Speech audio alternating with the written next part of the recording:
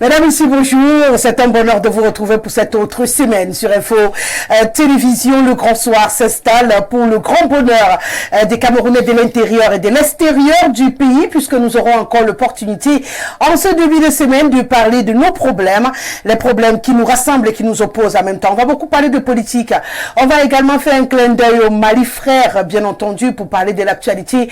De ce côté-là, à l'entame de cette émission, on le sait, un grand dialogue national est annoncé pour réunir le pays autour d'un idéal, mais pour y arriver, bien entendu, la décision a été prise par la transition en place, menée de main de maître par Assimi Goïta, qui a donc décidé qu'on ne puisse plus avoir d'action politique dans le pays, tous les partis politiques suspendus et de toute activité interdite également. Une situation qui ne fait pas que le bonheur des populations qui commencent un tout petit peu à grogner lorsque l'on sait que la date limite annoncée pour la transition au Mali est déjà traversée, alors que cache véritablement cette décision de suspendre toute activité politique du côté du Mali. Et puis on reviendra au Cameroun, parler encore de politique, cette fois du scrutin, j'allais dire des élections annoncées pour 2025, municipales, législatives et présidentielles, un nœud dans la discussion entre les partis dits de l'opposition et le parti au pouvoir, c'est le code électoral. Qu'est-ce qui se passe exactement? Qu'est-ce qu'il faille modifier? Pourquoi on s'appuie, on s'attarde sur ce code électoral qui a quand même vu quelques partis s'annoncer vainqueurs des élections présidentielles au Cameroun? Si c'est si mauvais, comment ça se fait? Qu'est-ce que ça cache véritablement? En tout cas, on va chercher les enjeux qui se cachent autour de cette bataille qui concerne notre code électoral. Et puis, on reviendra sur les stratégies de coalition. Vous le savez, on s'achemine vers la présidentielle de 2025 et les coalitions se multiplient avec beaucoup de batailles et de contre-informations. Voilà donc la vitrine de cette émission ce soir. Je vous invite tranquillement à vous installer devant le petit écran. Allez, on met le maximum de volume, on jette la télécommande et nous de ce côté, on prend une transition et on accueille le panel. Le code d'accès pour beaucoup c'est déjà un rendez-vous, mais je vais quand même prendre la peine parce qu'on a de nouveaux téléspectateurs tous les soirs, le 699 13 50 75 par SMS ou par WhatsApp. N'hésitez surtout pas, on fait bon usage et du mieux que je pourrais, je rendrai solennel vos réactions. N'hésitez pas également, peu importe où vous vous trouvez dans le monde, notre plateforme Facebook Info TV Cameroun est également un bonheur et un espace prévu pour vous, que vous soyez dans votre chambre, dans votre bureau, dans la rue, dans votre restaurant préféré. Voilà, il suffit de mettre Info TV Cameroun sur votre tablette ou sur votre téléphone Android et vous suivez l'émission tranquillement. Je vous conseille même d'enlever d'abord les écouteurs pour que le voisin soit connecté aussi. Comme ça, vous suivez ensemble. Ça fait un peu de convivialité autour de nos problèmes et ça peut rapprocher. Ça, c'est un conseil d'amis. Une fois que je l'ai dit, je lui dis bonsoir à Aimé Cyprien Olinga. Il est le président national du FDR, un parti dit de l'opposition au Cameroun, qui se prépare activement également pour les élections de 2025, parce que vous allez concourir en 2025, Président. Bienvenue. Merci, bonsoir Madame Guesselé, bonsoir à mes copanélistes. Je salue vos millions de téléspectateurs d'ici et d'ailleurs. Je voudrais faire un clin d'œil, un salut très patriotique à tous les révolutionnaires camerounais, tous les militants et sympathisants de mon parti, le Front démocratique révolutionnaire, le FDR, qui sont déjà scotchés, ceux d'ici et ceux de la diaspora, bien entendu. Je voudrais leur demander de continuer naturellement à se mobiliser, à s'inscrire massivement sur les listes électorales et à ceux qui voudraient être candidats pour être conseillers municipal, maire, député, de commencer à se préparer également en mettant tout le dispositif nécessaire pour les dossiers de candidature, parce qu'il faudra que le moment venu, nous ne soyons pas pris de court. Ah, vous sentez l'odeur de la surprise quelque part? Non, j'ai rien dit, on va sûrement en parler. Vous savez que le président fondateur, quelquefois, nous a habitués avec des élections surprises. Nous sommes au Gondwana, bien entendu. Donc il faut que nous soyons prêts, de telle sorte que même si c'est dans un mois, que les gens soient déjà prêts rapidement à constituer leur dossier avec tout ce qui va selon les prescriptions justement de la loi. C'est quand même difficile de vivre sur le qui-vive dans un pays. En tout cas, merci d'être là ce soir. Allez, Paul-Stéphane Lenunga est avec nous également. Lui, l'analyste sociopolitique. C'est un plaisir de te retrouver. Ça fait un petit moment qu'on n'a pas été ensemble. Bienvenue. Merci. Bonsoir aux alliés, bonsoir aux copanélistes, bonsoir aux téléspectateurs. C'est toujours un plaisir d'être convié au grand soir. Voilà, merci d'être là. Avec toi, on va beaucoup analyser. Ce soir, on va faire une lecture froide de la situation dans ce pays. C'est hyper important. Un entretien également présent. Pour moi, c'est devenu un rendez-vous pour vous également. El Hadj Maïriga Ibrahim est avec nous ce soir. C'est toujours un plaisir et un bonheur de l'accueillir. Bienvenue. Merci, Rosalie, le bonheur partagé. Parce que là, vraiment, c'est un honneur pour nous de t'inviter. Ce grand débat, vraiment pouvoir m'associer à une discussion qui concerne le pays, moi je l'aime bien. Tu ne m'as jamais rien refusé, Rosalie, j'ai quelque chose qui me tourne, n'est-ce pas, depuis ce matin. Allez, dis-moi tout. Les journaux ont tellement parlé, le commentaire où chacun va du sien, concernant ces 1,65 ou ce quoi milliards que le chef de l'État a offert aux musulmans, aux pèlerins. Sincèrement, je voudrais attirer l'attention de ceux qui ne comprennent pas cette histoire. C'est-à-dire, personne n'a rien demandé au chef de l'État. Personne. Personne ne lui a rien demandé. Et ce don-là, 1,65 milliards, moi je me dis, un musulman qui se prépare à aller à la Mecque, d'abord ce n'est pas une obligation d'y aller.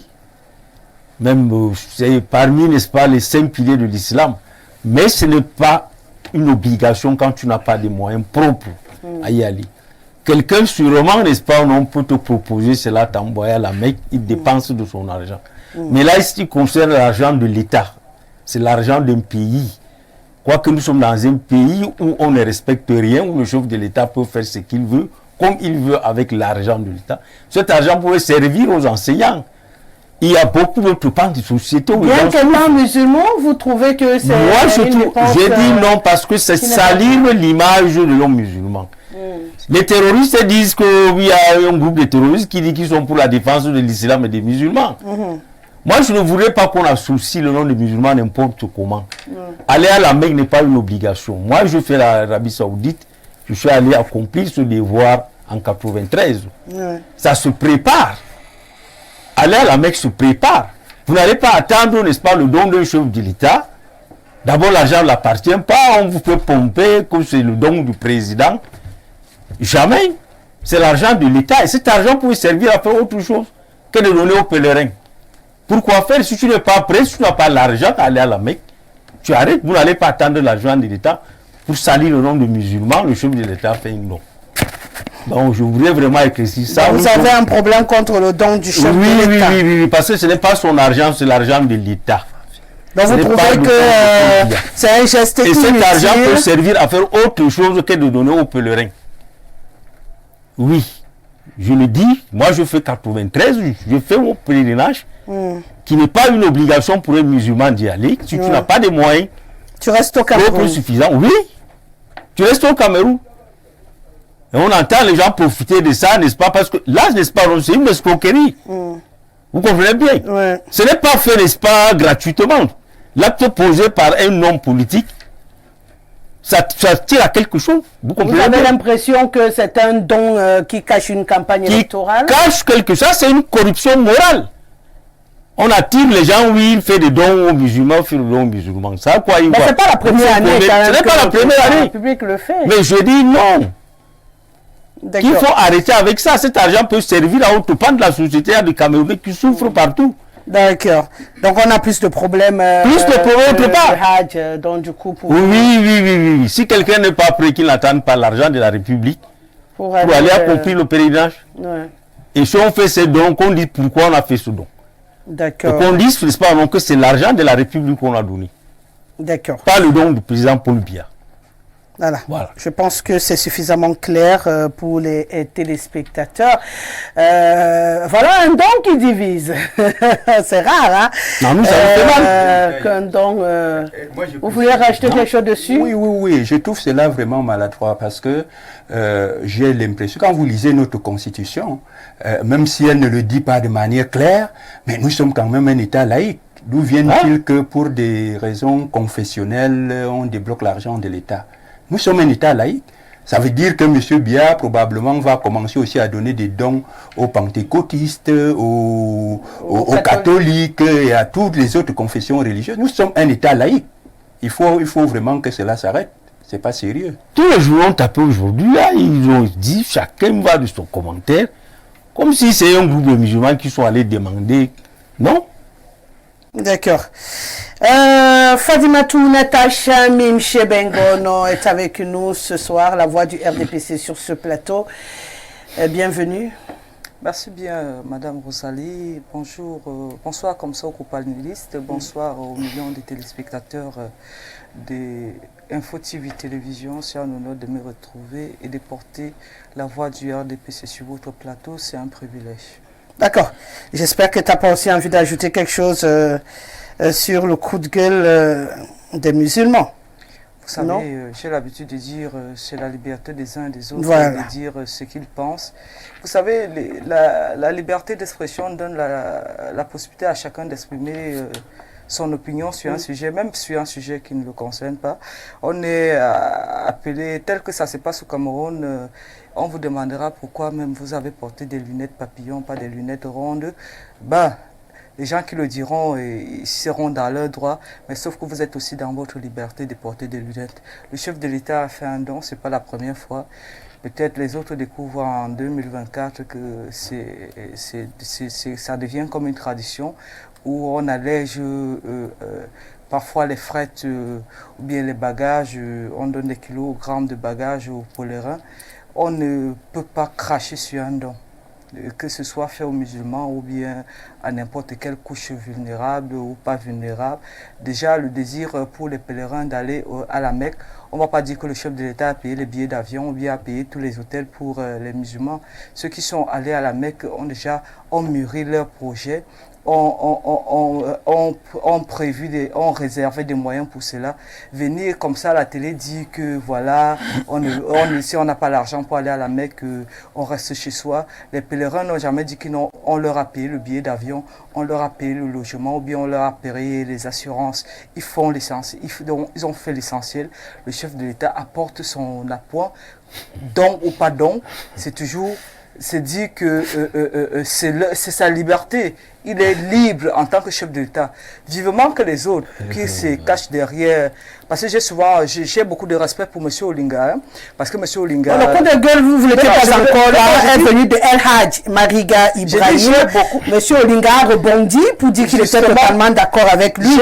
J'ai beaucoup de respect pour M. Olinga. Vous savez pourquoi? Parce que c'est un homme politique qui assume sa position d'homme politique, il assume sa position d'opposant. Quand on vient là comme mi-figue, mi-raisin, tantôt pour société civile, tantôt homme politique, d'où et de quelle chapelle, on ne sait pas. Lui aussi, il assume souvent, il dit qu'il est plusieurs militants du RDPC. Ça fait que l'unique personne qui peut l'avoir sur du RDPC, c'est la raison pour laquelle c'est moi, je dis, voilà. C'est pour cette raison que lorsque quelqu'un estime qu'il a des choses à proposer à la République, qu'il est mieux outillé que Paul Biya pour gérer cette République, comme M. Olinga, il crée un parti, il draine des foules, il se fait voter pour soi. C'est facile de passer à la télé comme Singleton et dire je ne suis pas d'accord pour ci, pour ci. J'ai beaucoup de respect pour M. Olinga parce qu'il a eu le courage de créer un parti, d'assumer, et forcément il a des militants. Donc, mais Fadimatou Mimche, c'est pas un problème de critique. Il fait un constat qui est fait par beaucoup de Camerounais parce qu'il est revenu sur un débat qui bat son plein sur les réseaux sociaux et même dans les chaumières, puisqu'il y a beaucoup de personnes qui m'ont écrit par rapport. Le premier pas, c'est pourquoi toujours les musulmans? Pourtant, comme il a dit, nous sommes un État laïque, s'il faut aider tout le monde. Il y a aussi des catholiques qui veulent aller il y en a qui vont à l'eau. Justement, ce que je veux dire, ils aimeraient aussi qu'on ait un programme pareil. Deuxième question que tout le monde se pose, cette cet argent sort des caisses de l'État ou des caisses personnelles du président Paul Biya pour avoir le nom, l'étiquette de don. Je pense que c'est ça qui fait un peu discuter les uns et les autres, surtout qu'on se rapproche d'une année électorale. Vous n'allez pas enlever aux Camerounais l'envie de se poser beaucoup de questions. Si M. Ibrahim est musulman, oui, il est musulman. Il sait ce que coûte le Hajj à un musulman. Venir comme ça à la télé dire que si les gens n'ont pas d'argent pour aller à la Mecque, ils restent chez eux. Je m'interroge si lui-même il avait eu à payer le billet d'avion, à payer tous les engagements qu'il fallait pour aller à la Mecque. Le don qui est un appoint, parfois c'est un allègement, en termes un ajout en termes de kilogrammes, de bagages, soit les gens qui achètent le zamzam, l'eau bénite de la Mecque pour amener. Ça ne peut pas payer, Madame Nguesele, le billet d'avion, le logement, l'assurance, qui sont assurés essentiellement par le pèlerin. C'est quand vous organisez une fête chez vous, je m'amène chez vous, je viens avec une bouteille de vin, c'est pas moi qui aurais organisé votre fête. Vous avez fait l'essentiel, ce que j'apporte, vous pouvez l'utiliser ou vous ne pas l'utiliser. C'est juste un don que je vous fais. Maintenant, on dit que ça vient du chef de l'État personnellement, ou que ça vient de l'individu, de la caisse de l'État. Sincèrement, c'est fait de la mauvaise foi parce que lorsque quelqu'un a travaillé, non seulement dans les autres, a occupé les hautes fonctions dans l'administration camerounaise, et deuxièmement, lorsque les chefs de l'État, vous ici en tant que présentatrice, vous avez des privilèges qui vous reviennent. À plus forte raison, un chef d'État. C'est pour cette raison que je dis, ceux qui estiment qu'ils peuvent mieux conduire le destin. Mais ça ne répond pas à la question. Ça répond à la question. Je dis, il y en a qui vont à Lourdes. Il a le privilège de prendre quand il veut dans la caisse de l'État. Il y en a qui vont à Lourdes. Moi, je n'ai pas dit qu'il prenne dans la caisse de l'État et fait ce qu'il veut avec. Essayons de voir si ceux qui vont à Lourdes ne bénéficient pas parfois. Non, ils ne bénéficient pas. Peut-être n'en font-ils pas un random, comme c'est le cas avec non, ils ne bénéficient pas. Ils ne bénéficient pas de la cristallisation du fait qu'on soit en année préélectorale, c'est un faux débat parce que ce n'est pas aujourd'hui que les dons ont commencé. Et si M. Ibrahim le dit, ça veut dire que en tant que musulman, je m'interroge. Parce qu'un homme musulman, sincèrement, ne ment pas. Bon, qu'est-ce que vous avez ce n'était pas une thématique. Moi, je ne sais pas profiter sur l'autre parce que depuis ce matin, je l'ai dit, tous les journaux ont écrit des commentaires, même sur le plateau le matin. Voilà, c'est ce qui m'a même montré en tant que musulman. Vous avez l'impression qu'on vous traite comme des mendiants. Voilà, comme des mendiants. D'aller faire et là, moi, je dis, aller à la Mecque, c'est parmi les 5 piliers de l'islam. Et qui n'est pas obligatoire. Il est dit quand tu as tes moyens propres, quand tu n'as pas, n'est-ce pas, de dette autour de toi, quand tu ne peux pas assumer ton absence, que ta famille soit à l'aise, et que cet argent même doit être un argent propre pour y aller à la Mecque. Donc, mais dire aujourd'hui, moi je vous ai dit, je fais la Mecque en 93. Je suis allé à la Mecque, j'ai accompli, n'est-ce pas, ce devoir. Madame Nguesele, on permet qu'il on est d'accord. Vous écoutez. Donc, appartenance musulman, pas musulman, je suis un musulman accompli. Je ne suis pas un musulman, je suis un musulman, un intellectuel musulman. Parce que mes parents m'ont aidé, n'est-ce pas, dès ma tendre de jeunesse, à faire des études, des très bonnes études par rapport, n'est-ce pas, non, à la connaissance islamique. Donc je le dis, n'est-ce pas, qualité, je sais, on n'a pas besoin de l'aide. Et puis le monde, dans l'islam, il est même interdit, n'est-ce pas, d'aller demander quelque chose. Combien de fois pour aller accomplir, n'est-ce pas, loin de moi. Je dis que ça, c'est vraiment qu'on utilise pas le nom de l'ensemble. Prend l'affaire, vous dérange en fait. C'est ça qui nous dérange. D'accord, là c'est facile à comprendre. C'est ça qui nous dérange. Parce que les gens me disent, bien dit même sur ce plateau ce matin, les gens lui ont dit, pourquoi les musulmans? Pourquoi les musulmans? Non, la question elle se pose par contre depuis beaucoup d'années. Hein. Depuis beaucoup d'années. C'est pas cette année. Pourquoi toujours les musulmans? Donc je ne veux pas qu'on utilise. Les catholiques, pourquoi pas les protestants? Pourquoi pas Cette question, ça fait plusieurs années que tout le monde se la pose. Pourquoi toujours les musulmans? Les gens peuvent le faire, n'est-ce pas, pousser en toute bonne volonté. On est d'accord? Oui, mais la personne. Mais je dis, il y a tout un homme politique pose, il y a toujours quelque chose derrière. Et surtout, au Cameroun, a appris au Cameroun à dire le don d'un chef de l'État qui prend l'argent de la caisse de l'État, parce que c'est l'ordinateur, c'est le premier ordinateur des dépenses de la République. Il peut dire, prenez ceci, faites cela. Mais qu'on dise que c'est l'État du Cameroun qui a aidé. Ce sera toujours un don. De l'État du Cameroun. oui. Vous comprenez donc que Monsieur Ibrahim... Et pour chuter, s'il te plaît, je te coupe pas. Pour chuter l'appartenance au RDPC que tu veux dire, je ne sais pas quand tu es entré dans le RDPC, moi je suis le tout premier président de la sous-section au RDPC de Tibati. Je n'ai jamais démissionné. Je n'ai démissionné jamais tant que le président Paul Biya est là. Mais notre devoir en ce moment, c'est de dire, c'est de faire le contraire de ce que vous faites. Les suiveurs, les gens qui viennent dire, soutenir, n'est-ce pas, les choses mal faites, parce que vous voulez, n'est-ce pas, toujours dire tout est blanc. Et après, c'est vous qui venez dire aux populations qu'on a trompé le président. Paul Biya est le seul président au monde où on trompe tout le temps. Et c'est ces militants qui le disent. Hein. Donc nous nous sommes écartés, n'est-ce pas, de ce militantisme, n'est-ce pas, aveugle, pour dire au président, nous avons cheminé avec vous aujourd'hui, 38 ans presque. Il y a des choses, n'est-ce pas, aujourd'hui, nous n'avons que le devoir de vous restituer la vérité. Les gens qui vous ont cantonné là, dans le palais, vous ne venez pas vers le peuple pour savoir, pour comprendre la souffrance du peuple, ils vont vous dire tout est bien fait. Vous le constatez à la dernière minute. Nous avons pris l'autre côté opposé pour dire au président, ça ne va pas quand ça ne va pas, c'est bien quand c'est bien. Je suis militant du RDPC, je vais te le justifier si tu le veux même tout à l'heure. Tu verras des preuves. Je suis militant du RDPC. Je suis un fils de Tibati. Bon, même si c'est pas l'objet de notre débat ce soir. Je dois dire en 30 secondes quelque chose. Oui. Vous comprenez donc que au-delà de ce que Monsieur Ibrahim semble s'offusquer de l'interprétation qui aurait été faite ou bien qui serait faite de ce qu'on a qui est faite. Bon, il a dit s'il a suivi. Bon, non, qui est tous, moi également. C'est que les gens. Oui, ça fait beaucoup d'années. À un moment, je me suis posé également la même question. En tant que j'aurais été à sa place ayant fait le Hajj, il a eu le privilège de le faire. Il sait quand même que vous donnez 10 kg de plus, c'est pas ça qui fait le Hajj.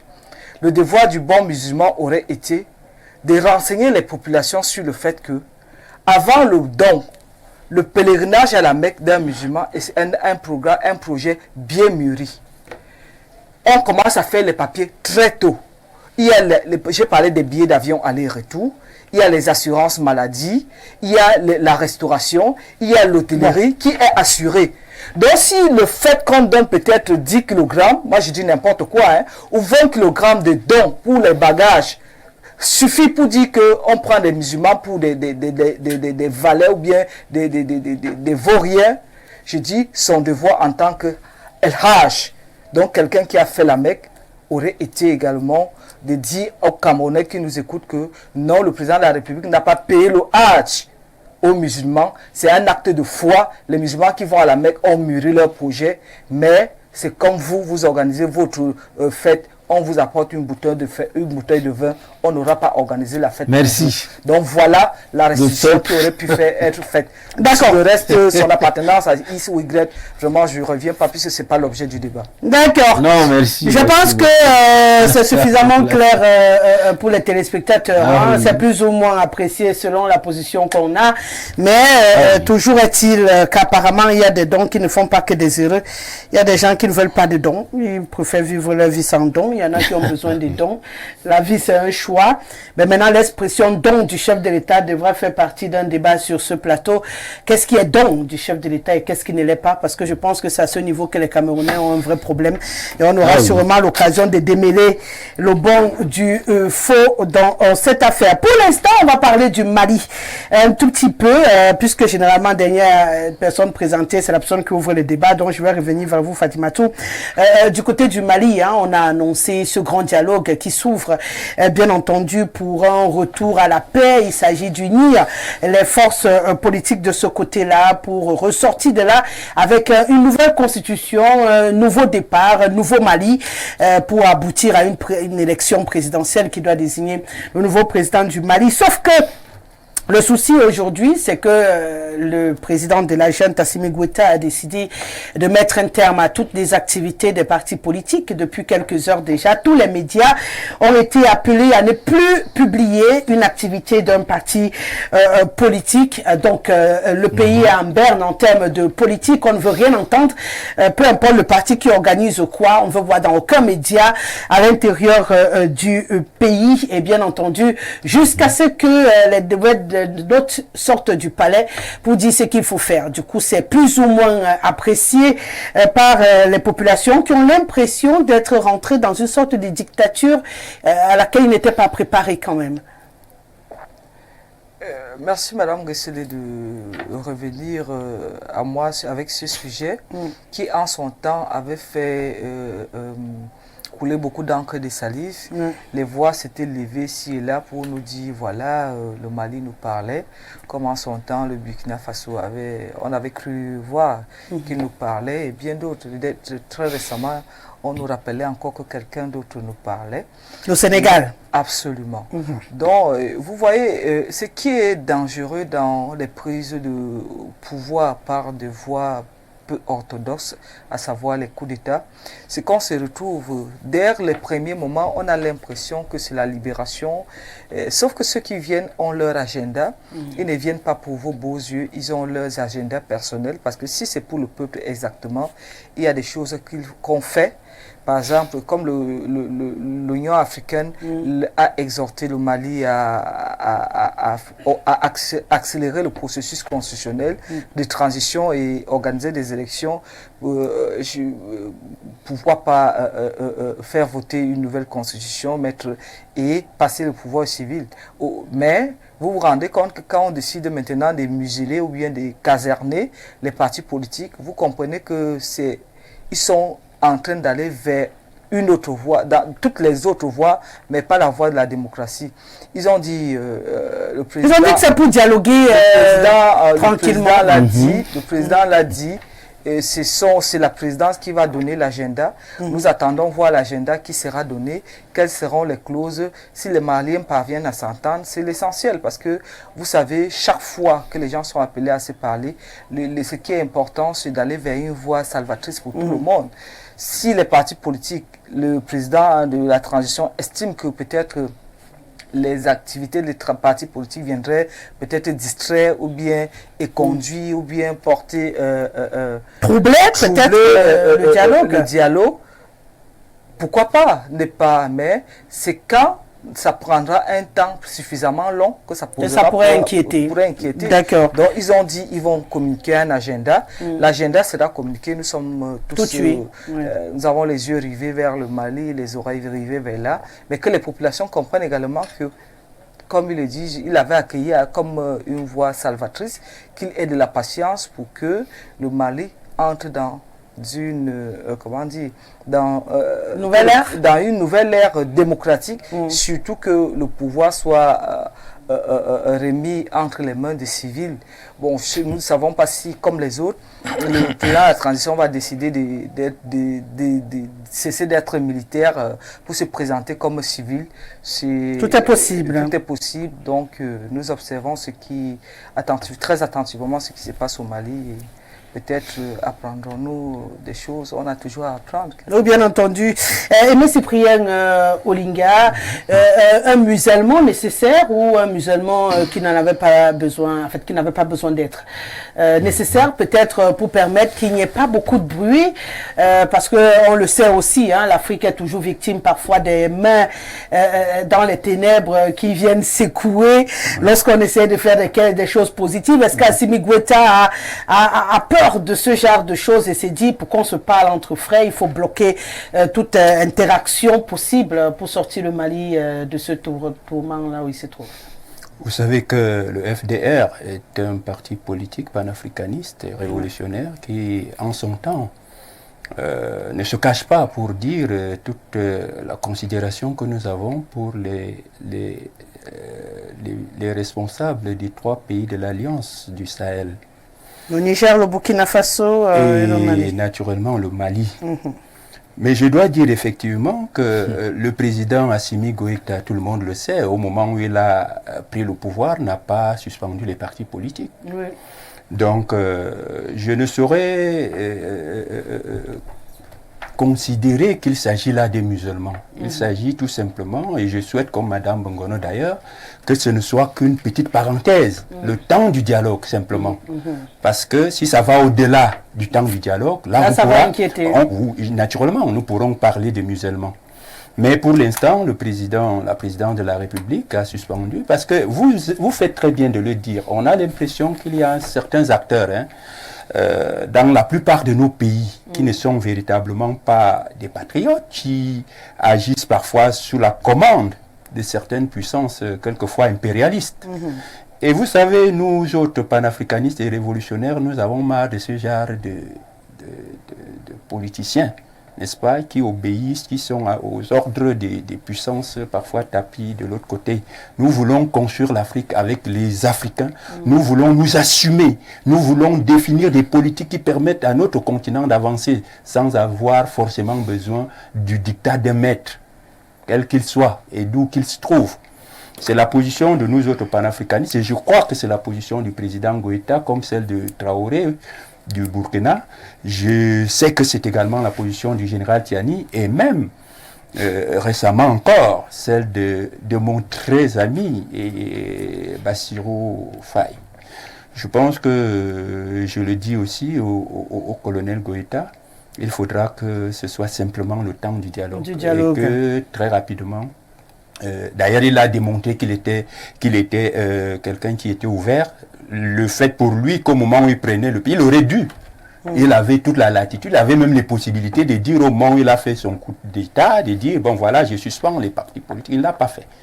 Donc nous considérons qu'il s'agit simplement d'une étape pour permettre à ceux qui vont au dialogue de dialoguer sereinement entre Maliens, de jeter les bases d'un Mali nouveau, d'une République malienne nouvelle, comme nous le souhaitons tous en Afrique, du moins tous les révolutionnaires et panafricanistes qui souhaitent la refondation de l'Afrique, et que lorsque ces fondements auraient été jetés à la suite du dialogue, qu'il libéralise très rapidement à nouveau, n'est-ce pas, la liberté politique, les libertés d'expression et autres. D'accord. Paul Stéphane Menouga, ton regard, c'est ce qui se passe du côté du Mali. Je veux simplement dire que les gens font comme si ce qui se passe au Mali ne s'est jamais passé au Cameroun. On a eu un grand dialogue national. Pendant le grand dialogue national, on a arrêté les gens qui pouvaient amener des cloches discordantes. On les a gardés à Kondengui parce qu'on voulait que le dialogue se passe comme on veut. Pourquoi on veut faire croire que ce qu'Assimi Goïta fait relève d'une dictature extraordinaire? On est dans la reconstruction d'un État failli. Parce que le Mali est un État failli sur le plan politique. Un État qui est incapable d'assumer sa sécurité, c'est-à-dire une mission régalienne de l'État. Et alors, il ne faut pas permettre le désordre parce que nous ne sommes même pas encore dans les démocraties, nous sommes dans des États de multipartisme parce que la démocratie, c'est tout autre chose, contrairement à ce que les gens pensent. La démocratie, c'est un système politique où on respecte de façon inconditionnelle les droits humains. Et alors, si on se met à citer les pays ici, vous allez vous rendre compte qu'aucun pays ne respecte les droits humains. Donc, j'ai simplement envie de dire que ne nous précipitons pas dans les jugements. Observons ce qui va se passer au Mali. C'est en fonction des décisions qui vont sortir de ce grand dialogue et en fonction, j'ai envie de dire, de l'encadrement politique qui va suivre qu'on pourrait donner un point de vue, j'ai envie de dire, définitif. Mais pour le moment, je pense que la décision qui a été prise, c'est une décision qui ne voudrait pas qu'il y ait du désordre pendant le dialogue. Il voudrait simplement que les Maliens se parlent, qu'on trouve une solution par rapport au Mali et qu'on essaye de jeter les bases peut-être d'un véritable État pour le Mali de demain. El Hadj, à votre avis, une bonne idée, hein? Ou depuis vous n'êtes pas d'accord avec Assimi Goïta sur ce coup? Je ne suis pas d'accord avec les révolutionnaires. Ça c'est clair. Rosalie, nous avons tous condamné le coup d'État. Et souvenez-vous de ce que Sarkozy, je crois que c'était en 2007, devant les étudiants où il a dit l'homme noir n'est pas assez entré dans l'histoire. Les Africains, les intellectuels, chacun a fait du sien, des commentaires. Le problème de l'Afrique, c'est quoi? Le Mali, c'est un grand pays avec tout ce qu'il y a comme intellectuel. Vous voyez ce monsieur qui vient faire 2 fois le coup d'État. Vous avez oublié qu'un président de la transition, les gens sont entrés à la présidence, le tabasser. On est d'accord? Ça a suivi, n'est-ce pas, ces 2 coups d'État. Un capitaine qui sort fait 2 fois un coup d'État successif. Vous appelez ça un pays? Il vient vous parler d'une transition. La transition a date déjà du passé. Maintenant qu'il ne veut pas, il choisit ses hommes. C'est ce qui se passe au Mali aujourd'hui. La popularité qu'ils sont venus avec. Là, je suis avec Mme Mengono qui a dit quelque chose de vrai. Parce que les Africains, nous sommes des suiveurs là, on est là-haut, oui, ils nous ont libérés, c'est de la révolution. La révolution de quoi? Vous partez de la France pour aller en Russie? Avec qui? Un tyran comme Poutine? Qui tue, qui massacre les gens de ses opposants? Où il n'y a pas de liberté? Vous partez de la France, cette France que vous n'aimez pas. Oui, acceptons, la France nous a beaucoup fait du mal. Mais sur le plan du droit de l'homme, de liberté aujourd'hui, moi je ne vois pas un Africain normal qui doit, n'est-ce pas, abandonner la France. Ces 3 pays-là, le Niger, regardez Tchani qui vient, il a à peine s'il peut même discuter avec des gens autour de lui. Même en Aoussa, il parle souvent en Aoussa, moi je suis à Aoussa. Il a de la peine à répondre aux questions des journalistes. Regardez le seul jeune Bambeng, là, comment on appelle le Burkina Faso, qui est là en tenue tout le temps, il marque de pas, il arrête, il prend les gens de 70 ans avec les armes pour aller, n'est-ce pas, les envoyer en bourse. Il n'a pas fait ça. Ils sont en train de diviser leur pays. Au lieu de chercher à faire l'unanimité autour Diko, le liman Diko est où aujourd'hui? Parce qu'il allait chercher une solution en Algérie. Ils ont tout déconstruit. Ils achètent des armes avec les ressources du sous-sol. Que ces gens pillent sans calcul. Vous allez appeler ça que c'est des dirigeants qui sont venus libérer un peuple? Si vous êtes venu libérer un peuple, c'est un consensus. Travailler avec tout le monde. Mais maintenant, ils recrutent de tous les côtés. Venez suspendre. On nous dit qu'il y aura dialogue. On suspend les partis, les ONG ou autres. Avec qui? On doit faire ce dialogue-là. Ils vont trier des gens, n'est-ce pas, non, qui sont, n'est-ce pas, les vassaux, qu'ils ont mis partout, qui vont venir, et on sait à quoi ça doit aboutir, comme au Tchad. C'est pour les adouber, n'est-ce pas, à dire... procès d'intention, déjà, de prévoir... nous sommes là, s'il plaît, en Afrique, on n'a jamais de vrai grand dialogue. On n'a jamais, et surtout pas pour ce genre de dialogue-là, où on vous met l'arme sur la tempe, on vous dit de venir s'asseoir. On va les adouber. Ils seront de prochains candidats. Voilà le but. Vous avez vu, n'est-ce pas, pour la Constitution, comment ils ont procédé, non? Donc, je vous dis que ces 3 personnes-là n'ont aucune qualité pour diriger un pays sérieux.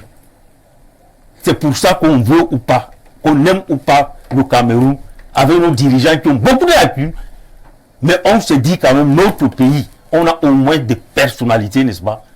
Quand ils parlent, quand ils s'arrêtent quelque part, quand ils défendent quelque chose, on reconnaît en eux quelque chose de qualité de personne. Je ne suis pas, pas d'accord avec vous. Non, je dis, n'est-ce pas, il y a des lacunes.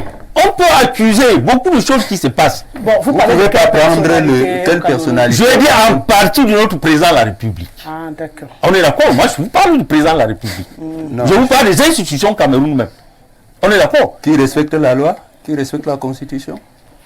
Je dis là, c'est un autre débat. Non, ça ne doit pas être notre débat. Mais c'est une personne que vous voulez présenter à l'Afrique, c'est des exemples qui sont venus libérer l'Afrique là. Tout comme celui que vous allez déchanter. Vous êtes en train de nous parler des choses. Nous vivons au Cameroun. Vous allez ne pouvez pas venir sur ce plateau m'expliquer que notre président de la République est un exemple de démocrate. On vous a dit tantôt. Ce n'est pas l'enfer. Ça a été vécu. Si vous avez un exemple, pendant le grand dialogue. Ça, c'est un fait.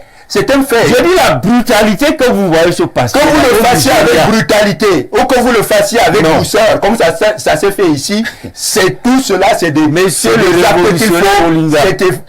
actes qu'il faut. Mon frère, on s'est entendu, mais je vous dis, vous allez déchanter bientôt. Non, ne soyez pas surpris. Ne soyez pas surpris comme coup d'État. Vous allez voir.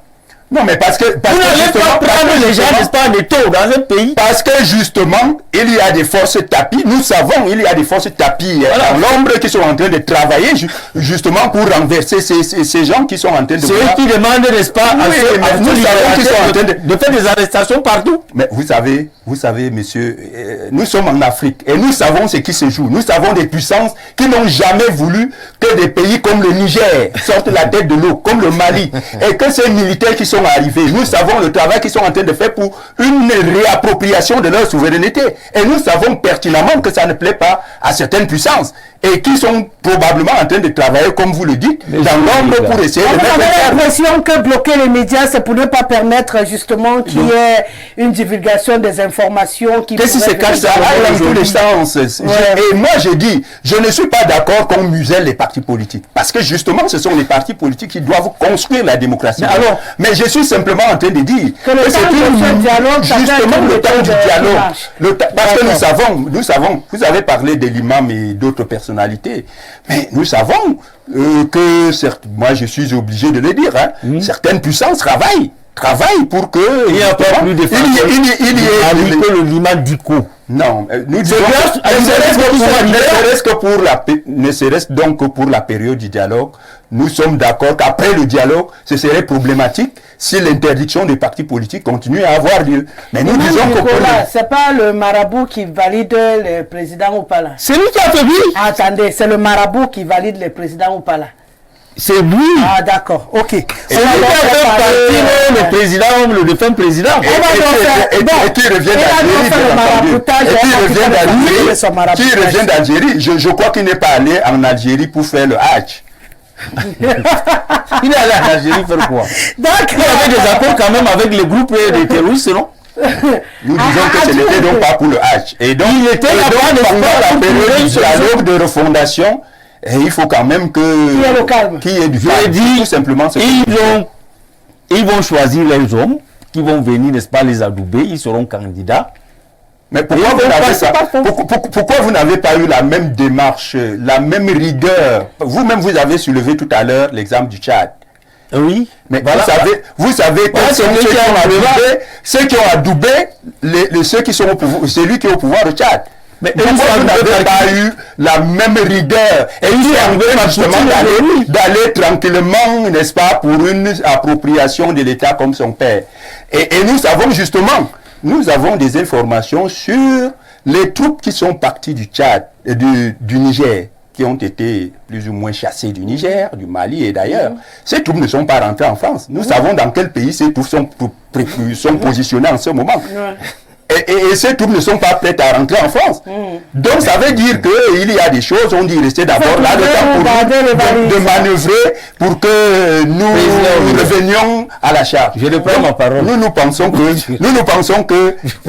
nous ne sommes pas d'accord qu'on muselle les partis politiques, mais nous disons seulement pour la période du dialogue, le président Assimi Goïta doit prendre ce type de dispositions. Et après le dialogue, nous pourrons donc voir s'il continue à museler. Et là, moi-même, en tant que quelqu'un qui est révolutionnaire, panafricain, mais qui est attaché au principe de liberté, je dirais que il faut ouvrir le jeu. D'accord, vous voulez chuter alors? Oui, je voulais une fois de plus dire aux révolutionnaires, d'abord il n'aura pas le temps de faire sa révolution ici au Cameroun. Je la ferai, il n'aura pas une révolution. Je la ferai de toutes les façons. Elle est même déjà en marche. Président, elle est déjà en marche. Vous allez les chanter bientôt là. D'accord. Ces trois personnes-là, si c'est là où ce quoi qu'ils ont organisé là, vous allez voir ce qui va se passer. D'accord, on va faire parler quelques téléspectateurs. Bonsoir Madame Rosalie, j'entame cette première sortie en rappelant à mon frère musulman que les 5 piliers de l'islam sont obligatoires. Venir sur un plateau télé pour dire que aller à la Mecque n'est pas obligatoire pour le musulman est un mensonge à mon vision. Armand depuis Biyouka, je vais vous aider. Il n'a pas dit que c'est pas obligatoire, mais il y a des conditions. C'est obligatoire pour celui qui a les moyens financiers et possibilités d'y aller. Ça veut dire que si vous n'en avez pas les moyens, vous n'êtes pas obligé d'y aller. C'est ce qu'il a dit. Je pense que c'était suffisamment clair pour tout le monde.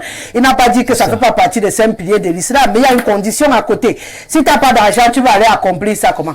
Donc il faut avoir une assise financière pour aller le faire. C'est ce qu'il a dit. Bon, j'espère que c'est plus clair maintenant pour vous, Monsieur Ngop. Bonsoir, Madame. Il y a un abus de langage dans notre pays. Il ne s'agit pas d'un don du chef de l'État car il ne prend pas l'argent de sa poche. C'est François qui nous le dit. Bonsoir Rosalie. Tout ce que le roi dit est bon. Ce qu'il fait est bien. Mais le peuple du Cameroun et non du RDPC ne compte pas. La preuve, quand il parle de football, tous ces ministres suivent et mettent en pratique ses recommandations. Mais lorsqu'il parle des détournements des fonds publics, il n'y a personne pour mettre en pratique. Vraiment que la mer là ne nous embrouille pas. Pierre, depuis Kribi. Bonsoir madame. Je crois que vous l'avez déjà dit François. Bonsoir au panel. Pour moi c'est simple. Pourquoi seulement aux musulmans et pas aux autres religions? C'est madame Côté Marguerite qui nous écrit. Bonsoir, Madame Fadimatou, rentrez dans vos livres apprendre ce que c'est qu'un don.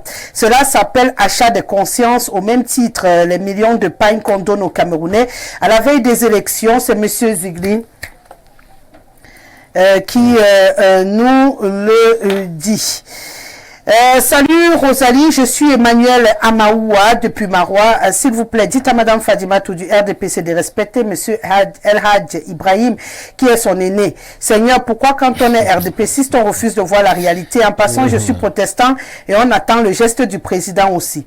Bon, là maintenant, je vais vous dire, sur mon plateau, il n'y a pas de vieux, il n'y a pas de jeunes, il n'y a pas d'hommes, il n'y a pas de femmes. On débat au même niveau. Donc, si vous cherchez les vieux ici, ou les femmes qu'il faut respecter, il faut craindre, c'est pas sur mon plateau. Sinon, on ne va pas avancer dans ce pays. Hein. Moi, je fais partie des gens qui pensent que pour être au devant de la scène, il faut le mériter dans ce pays. Qu'on soit une femme, un homme, un vieux ou un jeune, tout le monde doit s'exprimer. Et sur le grand soir, c'est ça le principe. Voilà. Le respect, c'est pour vous qui êtes à la maison. Donc, quand c'est excessif, je peux stopper la machine, mais ici, il n'y a pas de problème. Donc, El Hadj, il est même plus vieux que qui? Lui, que toi, quand même. Que moi? Tu as ton téléspectateur que j'ai les cheveux blancs. Ah non, il n'a pas vu, il n'a pas vu. Bon. Ah mais t'as aussi les cheveux blancs, c'est pas si de vieux, moi-même j'en ai, hein, des cheveux blancs. Ouais, ce studio est à l'image d'un œuf rempli de substances pour une digestion médiatique. Mon ami Olinga dans sa tenue sankariste, pour plus tard une passe démocratique à Charlemagne Adam. Mon frangin Stéphane, avec qui je passe du bon temps dans des sonorités de bourdonnement d'abeilles, avait un bon matango, lui son jus entre ses mains. Ibrahim, mon ami médiatique au lever du soleil dans des attitudes médiatiques.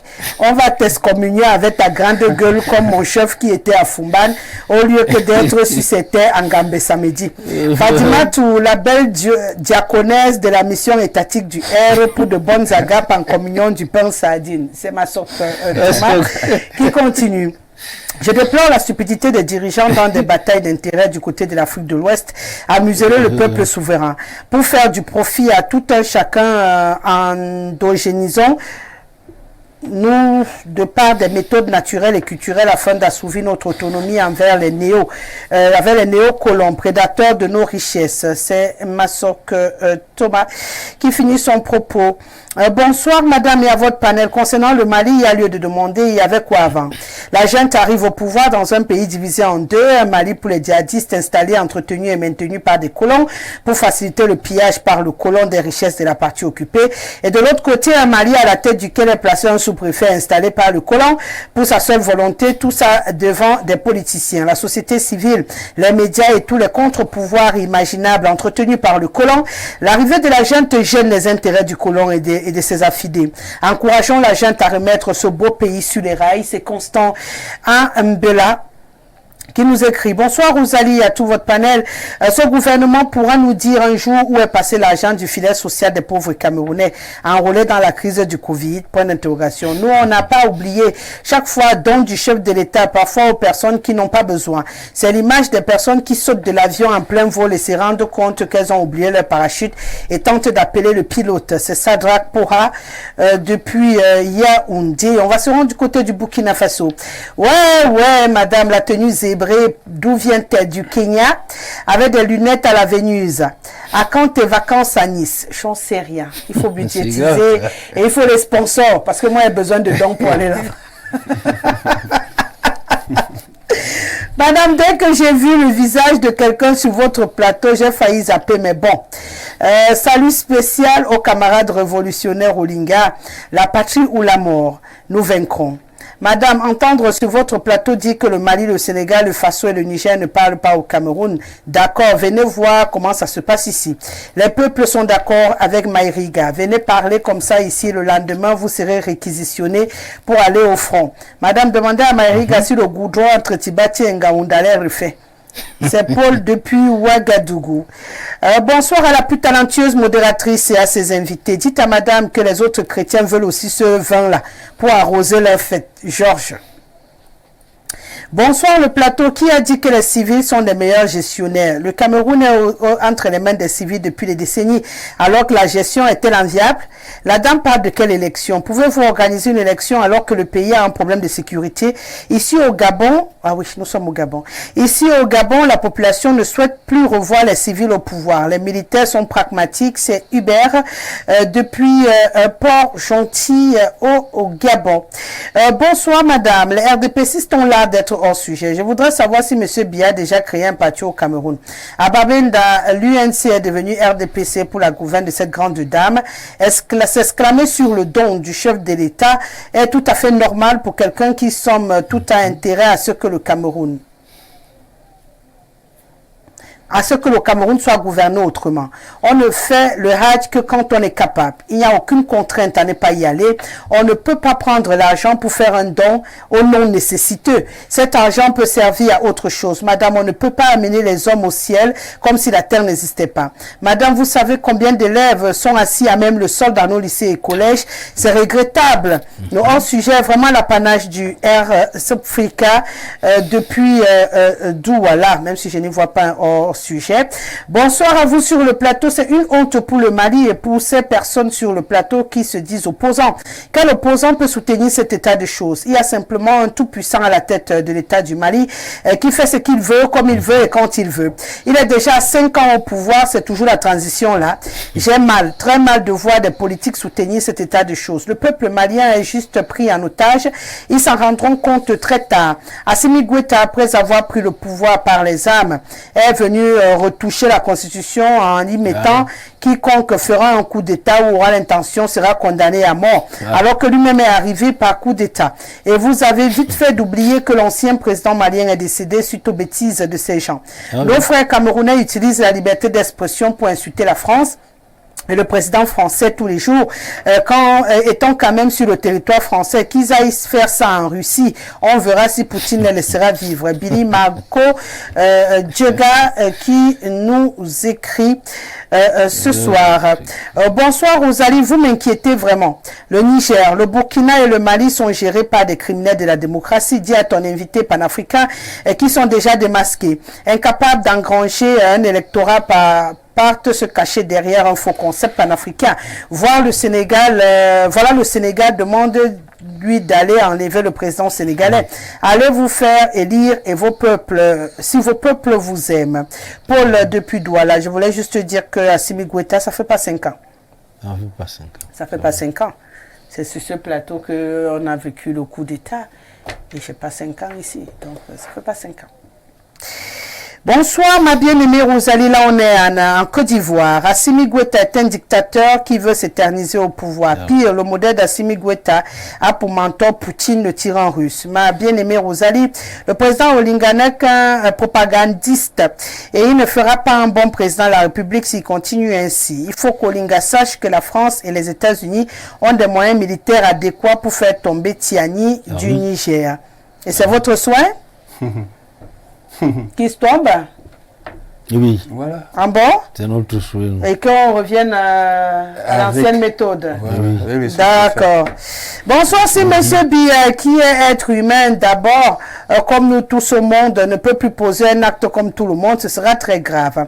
Ne rendez pas tout le monde égoïste. Ce monsieur est l'un des plus vieux fonctionnaires salariés. Gérer les fonds de l'État selon la Constitution ne lui posera aucun problème. Le jour qu'il prend l'argent dans son propre compte fera l'objet d'une loi votée à l'Assemblée nationale. Et qui? Franck de Bokito. Franck, moi je suis nécessiteuse. Pardon, que le président Biya me fasse un don. Voilà, moi j'ai besoin d'un don. Hein, Fadimatou? Qu'il me fasse un don. Ah, monsieur le président de la République. Il vous écoute. Voilà, vous m'écoutez, je suis votre fille, j'ai besoin d'un don pour m'en sortir au Cameroun. À vous entendre parler, il est clair que vous venez de redéfinir le statut du musulman à travers un jeu de mots d'obligation conditionnée. Je ne redéfinis rien. Je pense que c'est ce qu'il a dit. Et je crois que tous les musulmans, même ceux qui ont écrit, l'ont dit. Vous avez quel problème, monsieur Ngor? Vous-même vous dites que vous êtes protestant et vous partez discuter les affaires des musulmans, mon frère. Ouais. Les musulmans même qui écrivent disaient quelque chose. Toi, tu précises que tu es protestant. Mais c'est toi qui veux insister pour discuter les choses des musulmans. Comment? Les musulmans disent que c'est une obligation qui s'appuie sur un revenu financier suffisant. Et que c'est là où l'obligation est. Si tu as l'argent, tout ça, et que tu ne fais pas. Là, on va dire que tu n'es pas parti prier Dieu. On ne peut pas dire, comme le dit certains, depuis que j'entends là, c'est vrai que les téléspectateurs n'entendent pas. On ne peut pas dire de manière carrée que c'est pas obligatoire. C'est assorti. C'est ce que je dis. Conditionnalité. De conditionnalité, Ça ça fait c'est partie comme des 5 piliers. Dans L'islam. l'islam, on ne peut pas parler de 4, on parle de 5 piliers. Et que lorsqu'on dit, on s'y dit, si vous en avez les moyens. Voilà. C'est pour cette raison que nous estimons que le don ne vient qu'en appoint. Oui, voilà, sur celui qui a déjà les moyens. Voilà. Ceux qui sont inscrits pour la Mecque, c'est des gens qui ont réuni les moyens. Voilà. Donc c'est pour que ce soit clair. Elle-même là, c'est les mêmes gens. Là, voici, c'est les mêmes gens, c'est leur affaire. Toi, tu veux venir discuter avec eux. On dit que si tu as l'argent, tu pars à la Mecque. Si tu n'as pas l'argent, comme mon fils Ismaël ici, tu restes toi, ta part au Cameroun. Tu ne peux pas jeûner si tu n'as pas. Si tu es malade, tu ne peux pas. Oui. Bonsoir, madame. Je trouve que l'islam est trop dur. Il faut lire pour comprendre. Bonsoir, Madame Rosalie. La décision du président du Mali est salvatrice. On sait que les impérialistes ne sont pas contents du fait du lait dans ce pays, que du lait dans ce pays leur soit coupé. Voilà pourquoi ils font tout pour mettre en péril ce pays. Ceci, malheureusement, avec la complicité de certains natifs. Goïta a certainement de bonnes informations avant de prendre cette décision. Tamba Emmanuel depuis Tcholiré, qui nous écrit. Mon Dieu, vous êtes nombreux. Est-ce que je vais sauver tout le monde? C'est pas possible. Ah, ok. Il est venu rectifier le nombre d'années que le gars a à la tête. Hein. Bonsoir à tous. Normalement, le prix du Hajj ne devrait pas dépasser 2 500 000 francs CFA. Le reste est là, c'est la mafia. Même dans les pays les plus pauvres, Tchad et autres, la somme ne dépasse pas 2,5 millions. Concrètement, il n'y a pas d'aide. Aboubacar depuis Maroua. Bonsoir à tous. Le problème de l'Afrique, ce n'est pas la personne à la tête, mais les mentalités. C'est pourquoi peu importe la personne qu'on met, rien ne change. Raphaël depuis Bastos. Bonsoir, Monsieur Paul Biya n'est pas un exemple de démocratie. Je suis désolé pour ceux qui le disent. Bonsoir, Madame Guesseret. Je pense que le problème soulevé par Monsieur Ibrahim sur l'instrumentalisation des musulmans prend de l'ampleur et mérite d'être souligné. Il n'y a pas que les dons du chef de l'État au Hajj. Il y a aussi les ministres qui excellent dans des dons aux communautés musulmanes, alors que les gens meurent de famine dans leur propre village. On l'a par exemple vu à Bomban dernièrement, vu une grosse médiatisation. On l'a aussi vu ailleurs. Il ne faut pas que les politiques instrumentalisent la religion musulmane pour faire de la propagande. Guy Marcel depuis EDA. Bonsoir Rosalie, je profite de la petite brèche aussi pour dire en fait que c'est un peu marginal. Hein. Chaque année, dès que l'on dit que c'est le jeûne du Ramadan, les membres du gouvernement se ruent vers les fidèles musulmans pour leur apporter de l'aide, que ce soit en vivres ou pour les voyages, ils ont droit à tout.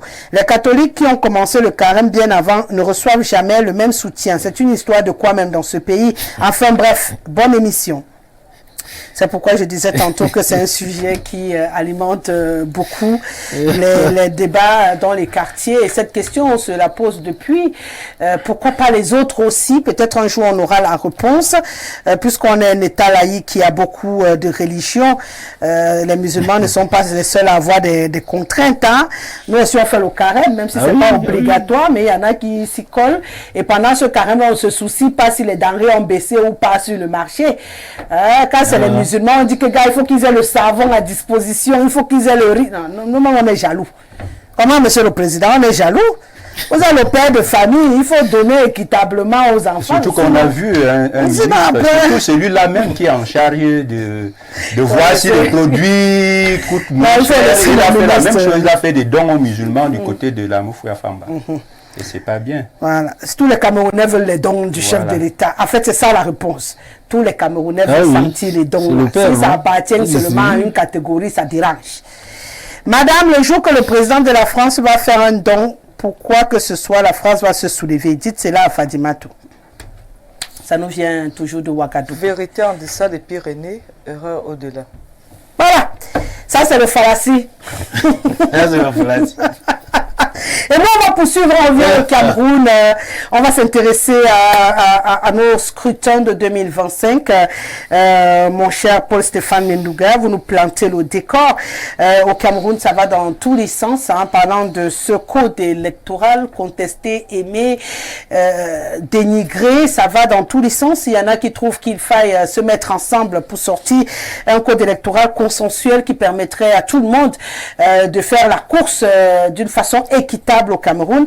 Il y en a qui trouvent que, voilà, avec ou sans modification, on peut gagner. Au Cameroun, il y en a d'ailleurs qui revendiquent avoir gagné avec ce même code électoral. Quel est l'enjeu qui justifie, en fait, quels sont les enjeux qui entourent ce code électoral aujourd'hui? Qu'est-ce qui pousse les gens à créer encore ce débat? Alors qu'on a quand même les gens qui ont dit qu'ils ont gagné la présidentielle avec ce code électoral. Après, ils ont encore dit qu'ils ne partaient pas aux autres élections à cause de ce même code électoral. Il y en a qui se revendiquent quand même être le deuxième parti au pays avec ce code électoral, mais en disant quand même qu'ils ne sont pas d'accord avec ce code électoral. Ça fait beaucoup de contradictions qui nous interpellent. On se rapproche du moment crucial. Alors qu'est-ce qu'on fait de notre code électoral? On l'épluche, on le nettoie, on le vide. Qu'est-ce qu'on fait? Non, je vais être froid. Oui, c'est ce que j'attends de vous. Que vous soyez très congelé même. Le discours sur le code électoral est une escroquerie politique. Je ne dis pas qu'on ne doit pas modifier le code électoral. Il faudrait que les gens me suivent très bien. C'est une grosse escroquerie politique qui aide les gens à justifier leur incapacité à mobiliser et même à se mettre ensemble pour conquérir un électorat. J'aime souvent prendre l'exemple des élections de 1992 pour étayer mon argumentaire. En 92, le code électoral est plus mauvais que celui qu'on a maintenant. C'est le MINAT qui gère les élections. Mais on connaît les résultats. Mais sauf que dans ces résultats, les gens ne se rendent pas souvent compte que si Bello Bouba Maïgari avait accepté la coalition, l'opposition aurait gagné le RDPC. Parce que Bello Bouba Maïgari en 92 a 19%. Ça, on ne le dit jamais. Lui, seul, il a 19%. Et je crois M. Fundi avait 35% et son excellence Paul Biya avait 39%. C'est pour dire que le problème, il est ailleurs. Le problème réside dans la capacité de nos partis politiques ou des partis de l'opposition à faire le travail de fond. Le travail de fond, c'est quoi? C'est de conquérir les militants. Parce que le militant est à un parti politique ce qu'un client est à une entreprise. Si vous n'avez pas de militants, on ne va pas vous voter. Et j'aime souvent prendre l'exemple du parti au pouvoir que je n'affectionne pas trop. Quand vous analysez la structuration du RDPC, de la base jusqu'au sommet, c'est au moins 1,5 million de militants.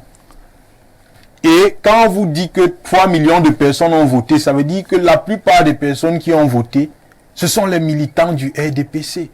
Mais alors, qu'est-ce qu'il faut faire maintenant?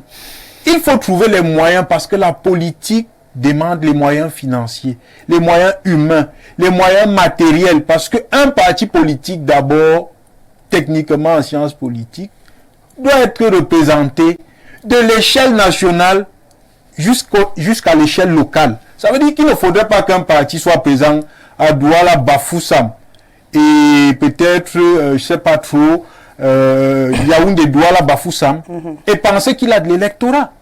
Mais vous faites quoi de l'arrière-pays? Quand vous arrivez peut-être dans mon village comme en Komtou, on ne vous connaît pas. Vous arrivez dans le village de ma mère, on ne vous connaît pas. Vous allez en Bankomo, on ne vous connaît pas. Ça veut dire que vous n'avez pas d'électorat. Donc je pense que nos partis politiques doivent faire le travail de fond qui est celui d'aller chercher les militants. Parce que en réalité, et non les sympathisants. Parce que ceux qui vous suivent souvent à la télé ou dans les médias sont vos sympathisants. Ils ne sont pas vos militants. Parce qu'un militant est celui qui fait la propagande de son parti politique.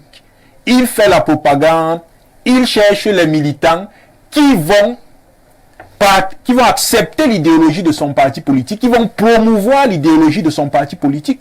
Et quand vous regardez la structuration de nos partis d'opposition aujourd'hui, ils sont très peu à pouvoir avoir les moyens financiers qui vont leur permettre justement de conquérir cet électorat. Et c'est pour ça que votre dernier thème sur la coalition ou sur l'alliance est pertinent. Oui, bien sûr, ça donc, sera vous comprenez, donc en réalité, je suis d'accord qu'il faudrait qu'on modifie le code électoral, mais même si on modifie le code électoral, dans cet état de choses, ça ne servirait pas. Elhadj Marika Ibrahim, beaucoup de partis dits de l'opposition au Cameroun qui s'élèvent pour appeler à une modification de ce code électoral pour avoir une chance de gagner des voix. Et bien sûr, Paul Stéphane Menougaï qui trouve que ça peut aussi être une fuite en avant, même s'il y a un problème de fond avec ce code électoral, mais en étant bien organisé, on peut réussir à renverser la tendance. Le problème de fond, c'est d'avoir déjà les militants qui iront voter. Et tant que ce n'est pas le cas, ça ne sert à rien de lutter pour un code électoral quand on n'a même pas qui va nous voter. Rosalie, une fois de plus, je ne peux pas être d'accord avec lui. Mon coup de suitant. Quand on parle des élections, surtout l'élection à venir 2025, je voudrais que chaque Camerounais pense d'abord au Cameroun et pas les hommes. Au Cameroun, le destin du Cameroun doit se jouer en 2025. Ce n'est pas de sujet de blague. Réviser le code électoral, je crois que M. est souci. Delekam lui-même a proposé ça. Qu'il y a beaucoup de choses à revoir. Moi, ce n'est pas parce que je suis d'un parti, je suis un soutien du président Paul Biya, que je dois, n'est-ce pas, rester parce que mon âge. À ce moment-là, il faut dire des choses. Nous sommes à un tournant. Laissons ce qui s'est passé 92, tout ça, 84, autres. 2025, il y a une décision que les Camerounais doivent prendre. Vendre le Cameroun à un groupe de personnes, à une personne, à un groupe de personnes, ou racheter le Cameroun, remettre le Cameroun sur les rails, avec de nouvelles hommes. Et ces hommes doivent venir d'où? Ça peut être du RDPC, parce que la ressource humaine au Cameroun, c'est le RDPC. Ce n'est pas une guerre de vue d'esprit, non, ou de la haine. Mais il faut aider le président Paul Biya à avoir une portée de sortie honorable pour lui. Moi, c'est pour ça que j'ai vraiment pitié de cet homme. Il a tout donné pour ce pays. Code électoral modulable ou pas. Il faut le toucher, retoucher le code électoral. Voilà. Parce que les adorations... Le code électoral aujourd'hui que nous avons au Cameroun ne ressemble pas à un pays dit de la démocratie. Si cette démocratie que le président Paul Biya nous a promis, le code électoral là, il est mauvais. Personne ne peut gagner. Que le code électoral personne ne peut gagner le RDPC avec ce code électoral. Ce n'est pas vrai. Si les gens vont voter, ils vont gagner le RDPC. Demandez, et c'est un mauvais discours que vous tenez. Demandez plutôt aux gens qui ont les cartes électorales qui ne partent pas voter. Parce qu'il y a un discours. Vous participez à la mauvaise construction du discours. C'est ce que tu dis. Attention, non. Vous participez à une mauvaise construction du discours où vous amenez les gens à dire que même si je pars voter ou je ne vote pas, le président de la République Paul Biya... Je peux dire d'accord avec toi là. C'est un mauvais discours. Dites aux gens d'aller voter et de surveiller leur vote après avoir voté. Je pense souvent je vais en arriver à Simbok en 2018. Et à 17h30, je suis monté au bureau de vote, me rassurer que ce qui sortait des urnes était ce qui allait au tableau. Et je vous assure que à Simbok, Kamto avait gagné Paul Biya. Et quand vous fouillez ce qu'Elekam a publié, ce sont les résultats de Simbok. C'est comme ça qu'on participe. Éduquer les populations, ne trompez pas les populations. Et quand vous prenez le manuel d'Elekam, les mêmes résultats qui ont été compilés à Simbok sont les résultats qui figurent dans le manuel de l'ECAM. Donc, socialiser les Camerounais en leur disant que allez vous inscrire, surveillez votre vote. C'est comme ça qu'on pourra changer les choses. Ce n'est pas en disant qu'il faut d'abord qu'on modifie le code électoral. Non. Non, Allez-y, mon cher ami. El Hadj. Mon cher ami, nous partons d'où? Ce code électoral, je te dis, c'est un code électoral qui n'est pas du tout bon. Pour une démocratie, pour une élection, pour que chacun se reconnaisse dans une élection, pour qu'il y ait, n'est-ce pas, dans une élection, un résultat accepté de tout le monde. Il faut revoir d'abord, il faut être consensuel, que chacun sache. Le président Olingaï doit être autour d'une table pour dire que ici c'est pas bien fait, remplaçons, ici c'est bien fait, modifions, faisons comme ça. D'abord, parce qu'on ne peut pas s'engager à quelque chose sans une règle acceptée. On ne dira pas que chacun se retrouvera là-dedans, mais que ce soit au moins un truc consensuel, on peut ressortir de là et dire, bon, maintenant lançons-nous alors dans la bataille. Sinon, ceci ne favorise qu'un seul camp. Et quand vous voyez la composition de l'ECAM, j'ai ma cousine, Madame Baola, l'ancienne femme du ministre, l'ancien ministre de Forces armées. Je dis que tous ces gens que tu vois sont d'un parti politique, nous le savons tous. Donc, rien ne peut sortir des bombes là. C'est pour ça que les opposants, parce que la déconstruction de l'image des opposants que vous dites, mais vous avez dit quelque chose de très important tout à l'heure. C'est au peuple de soutenir les opposants. C'est ça. Quand vous savez qu'ils n'ont pas de moyens. C'est ça. Monsieur Olinga peut faire le tour du Cameroun, aller à Douala, Garoua, Maroua. On ne fait pas la politique si on n'a pas les moyens. Qui a dit ça? C'est comme ça. Mais attends, Qui a dit ça? C'est comme ça. Tu vas te lever pour faire la Non, politique. madame, faut pas dire. la politique. En tout cas, J'arrive. Tu vas Rosalie, Rosalie, Oui, El Hadj. l'exemple qui nous vient du Sénégal, les deux là sont étaient milliardaires. Ils étaient milliardaires. Est-ce que j'ai dit qu'il faut être milliardaire? Voilà. Si tu n'as pas de moyens, tu ne peux pas faire la Mais politique. Est-ce que j'ai parlé de milliards? Non, c'est ce qui Tu vas me financer comment pour aller parler aux gens en t'en volant? Tu peux aussi avoir raison et c'est même ça. Il faut avoir des Je moyens. n'ai pas dit les moyens, mais j'ai dit qu'il faut C'est avoir les des moyens. militants qui doivent C'est avoir ce des moyens. qu'il faut dire. C'est ce qu'il faut dire. C'est ce pour que j'ai détruire dit. l'image. Rosalie, c'est les militants. la correction que je voulais. Tant que le apporter. peuple ne va pas se reconnaître dans cette opposition. Voilà, c'est ça. Soutenir l'opposition. Là, je suis Parce qu'on d'accord. détruit l'image des opposants, on dit, on lance que nous dans la disons. population, à chacun veut n'est-ce pas venir manger sa part. Et quand vous avez les gens comme le ministre Momo, je prononce son nom ici, vous allez dire quoi? Quelqu'un qui vient, n'est-ce pas? C'est ça qu'on appelle la déconstruction de l'image du gens. Ils sont achetés pour faire ça. Il n'y a que des imbéciles qui ne changent pas. Hier, j'avais le gendarme derrière moi et devant moi. Maintenant, il est derrière, il me protège. Pourquoi? Parce qu'il est entré dans la mangeoire. Donc, on veut comme ça coller cette étiquette à toute l'opposition. Voilà. C'est au peuple de se lever comme un seul homme. Chacun choisit qui il veut, comme il veut, pour aller voter. Mais si vous allez laisser cette opposition-là, vous n'adhérez pas dans les partis politiques, vous ne cotisez pas.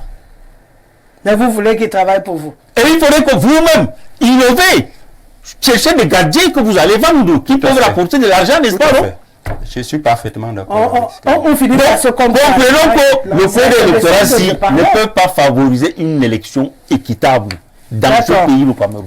Ok, Fadimatou, si je suis El Hadj, on a un code électoral où l'ECAM est truffé des militants de votre parti, le RDPC, ce qui déséquilibre un peu pour eux le combat et que les tests également du code électoral ne favorisent que le président candidat Paul Biya. Donc à partir de là, c'est pas honnête de demander aux autres de venir compétir dans ces conditions-là. Il faudrait, même si après ils sont battus, au moins que ce soit une bastonnade reconnue, c'est-à-dire à la fin qu'on dise Voilà. que oui, on a fait un truc ensemble, tu nous as battus, on s'incline, au lieu de rester dans un code électoral qui d'office s'appelle déjà au rejet à la fin des élections. À votre avis? Ce que je voudrais dire, Madame Guesselé, lorsque nous nous retrouvons sur votre plateau, notre devoir aussi c'est de dire la vérité. Et dire la vérité, c'est informer. Lorsqu'on dit que l'ECAM est truffé des militants du RDPC. Ça veut dire que les gens qui le disent sincèrement ne connaissent pas le fonctionnement de l'ECAM. Parce que l'ECAM a en son sein des fonctionnaires de l'ICAM, des agents de l'ICAM et également les membres des partis politiques. Tous les partis politiques affectent des représentants dans tous les démembrements de l'ICAM. Je me souviens à mes débuts, je faisais les débats avec un monsieur, peut-être j'oublie son nom, il est de l'UDC. Aujourd'hui, il est au conseil électoral.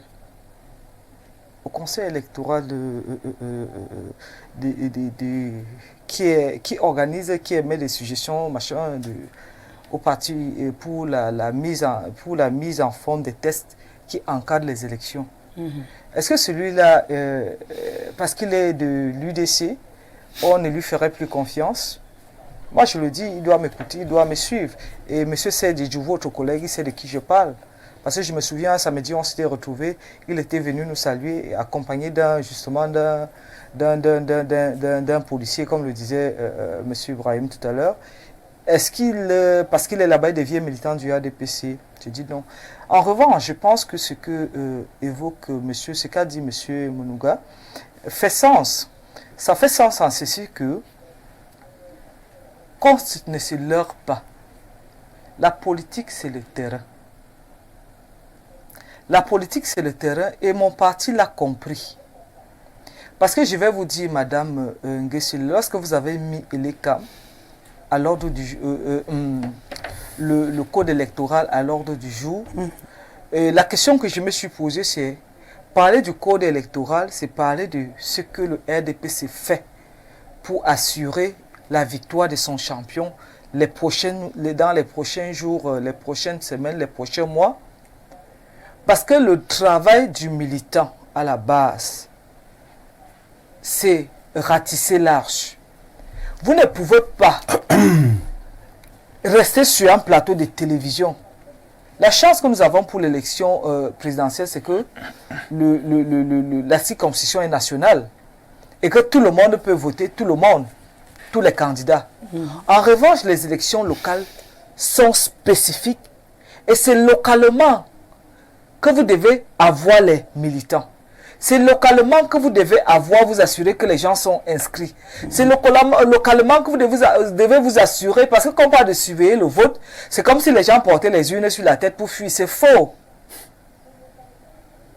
Lorsque je suis candidat de mon parti politique, je m'assure que mon parti a un représentant dans un bureau de vote. Je prends le cas le moyen haïssable, mais je peux prendre un cas pratique. Dans ma sous-section, nous avons, dans ma section, nous avons 84 bureaux de vote dans la commune de Fumbot.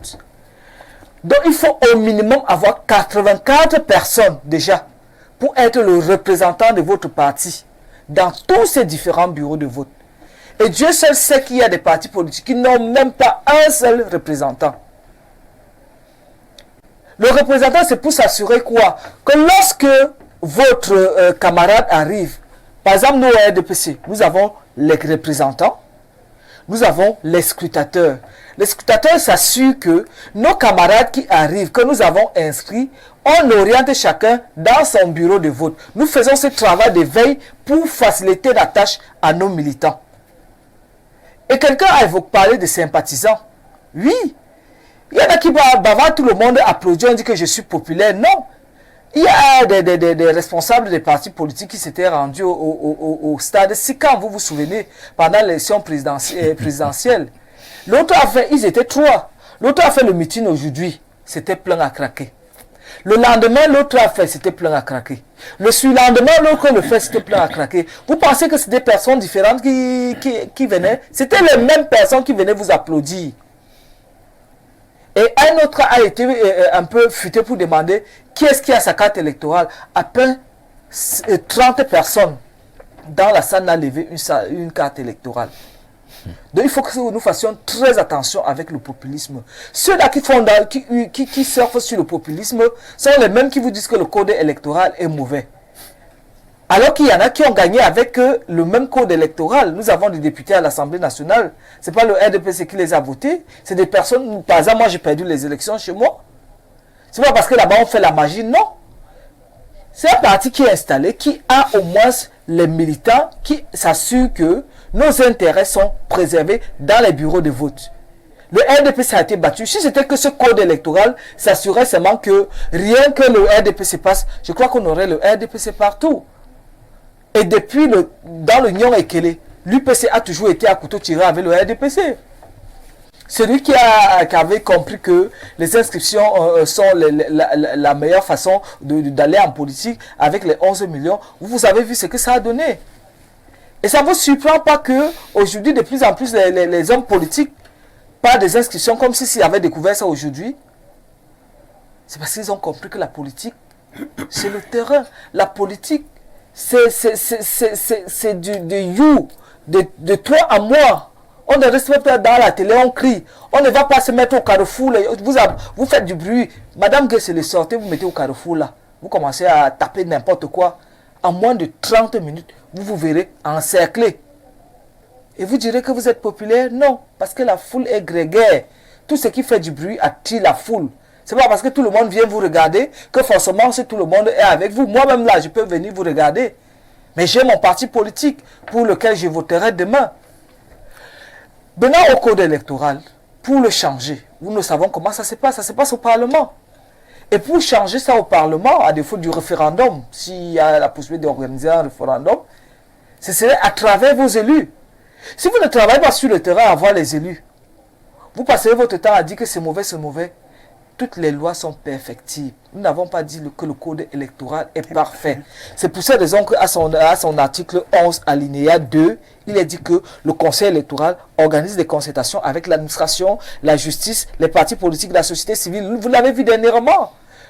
Monsieur Essoussé avait recueilli des suggestions qui venaient de la base, qui pouvaient nourrir plus tard des nouvelles lois qui encadreraient les élections. Donc les lois en elles-mêmes sont perfectibles. Mais il faudrait que les hommes politiques comprennent que la politique, c'est essentiellement le terrain. C'est pour cette raison que nous, à notre niveau, modestement, nous pensons que les militants sont nos patrons. Nous sommes au service de nos militants et nous essayons de travailler avec eux, de veiller à ce que du 1er janvier au 31 août, que ces gens soient au 31 juillet, qu'ils soient inscrits, afin que nous soyons sûrs que de mois après demain, nous pourrons mobiliser des personnes utiles, pas mobiliser la foule qui va nous acclamer. Après, nous allons dire, il y avait la foule derrière nous, par conséquent, nous avons gagné. Or, cette foule n'a pas voté. Et M. Cyprien Olinga, finalement, un code électoral qui peut aider à gagner, en même temps qui peut empêcher de gagner, selon la posture qu'on a, mais qui n'est pas tout. Pour qu'on puisse gagner, une occasion également d'appeler peut-être, comme il le disait Paul, à se préparer. Vous l'avez dit, vous êtes sur le pied des guerres, même si on convoque demain, il faut être prêt. Ça veut dire que c'est la posture peut-être qu'il faut avoir aujourd'hui, même par rapport à ce code électoral. Si on voudrait, comme elle le dit Madame Fadima, arriver au Parlement pour pouvoir officiellement changer les lois. Puisque si vous devez attendre que ce soit fait par ceux qui sont là, l'intention n'y est pas. Ben, écoutez, madame, il faut être sérieux. Je pense que la révision du système électoral qui devrait, à mon sens, être prioritaire en ce moment, n'exclut pas que les hommes politiques mobilisent leur base. Et je suis de ceux qui pensent effectivement que ce système, moi je ne parle même pas du code, je parle du système électoral du Cameroun. Moi, le FDR n'a jamais parlé de code électoral. Nous parlons du système. C'est-à-dire en même temps qu'il faut modifier les lois, la loi qui encadre les élections, il faut également modifier la composition de l'organe qui est supposé organiser les élections. Il faut même changer l'architecture matérielle. C'est-à-dire, il faut avoir un système électoral qui permet d'avoir des résultats... Sans avoir besoin de représentants. Mais ailleurs, mais bien sûr, il y a des pays où on n'a pas besoin de représentants. Ah oui. D'ailleurs, la guerre, ça dit pas la guerre, l'exigence de l'opposition qui a toujours consisté à demander un organe indépendant participe de cela. Parce que nous sommes conscients, nous avons été conscients que pour construire une démocratie, on n'est pas obligé de faire le gendarme dans les bureaux de vote. Il y a des pays où on n'a pas besoin que quelqu'un vienne voter et s'assoie là avec un bidon d'essence.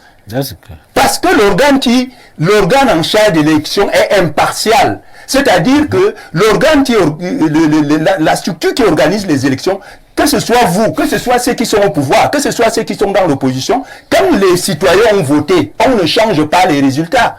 Et c'est ça que nous avons demandé. On nous a dit, on va partir de l'ONEL parce que l'ONEL observait simplement. Mais il faut un organe qui organise. Mais jusqu'à présent, on nous dit que c'est l'ECAM qui organise les élections, encore que c'est faux. Vous verrez que dans tous les bureaux de vote, les présidents des bureaux de vote, c'est une imposture de dire que l'ECAM organise les élections dans ce pays.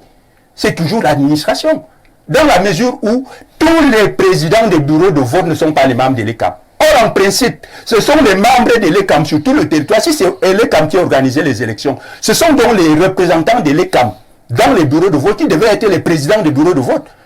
Alors qu'en réalité, ce sont les fonctionnaires nommés par l'autorité administrative du coin qui sont tous des présidents des bureaux de vote. C'est-à-dire que même les membres de l'ECAM sont comme des observateurs. Ils observent. Ce n'est pas eux les présidents des bureaux de vote. Ça, c'est dingue. Et je voulais dire quelque chose de fondamental. Vous savez pourquoi Bassirou a gagné au Sénégal? J'ai toujours eu à dire, et d'ailleurs, même le deuxième sujet de votre... le dernier sujet participe à ça. Nous avons dit que le Cameroun est un pays qui a choisi le pluralisme, le multipartisme intégral. Et lorsque vous regardez tous les pays, y compris la France, où on a calqué la constitution que nous avons, vous verrez que en France, l'élection présidentielle, c'est à 2 tours. Ça ne l'est pas au Cameroun.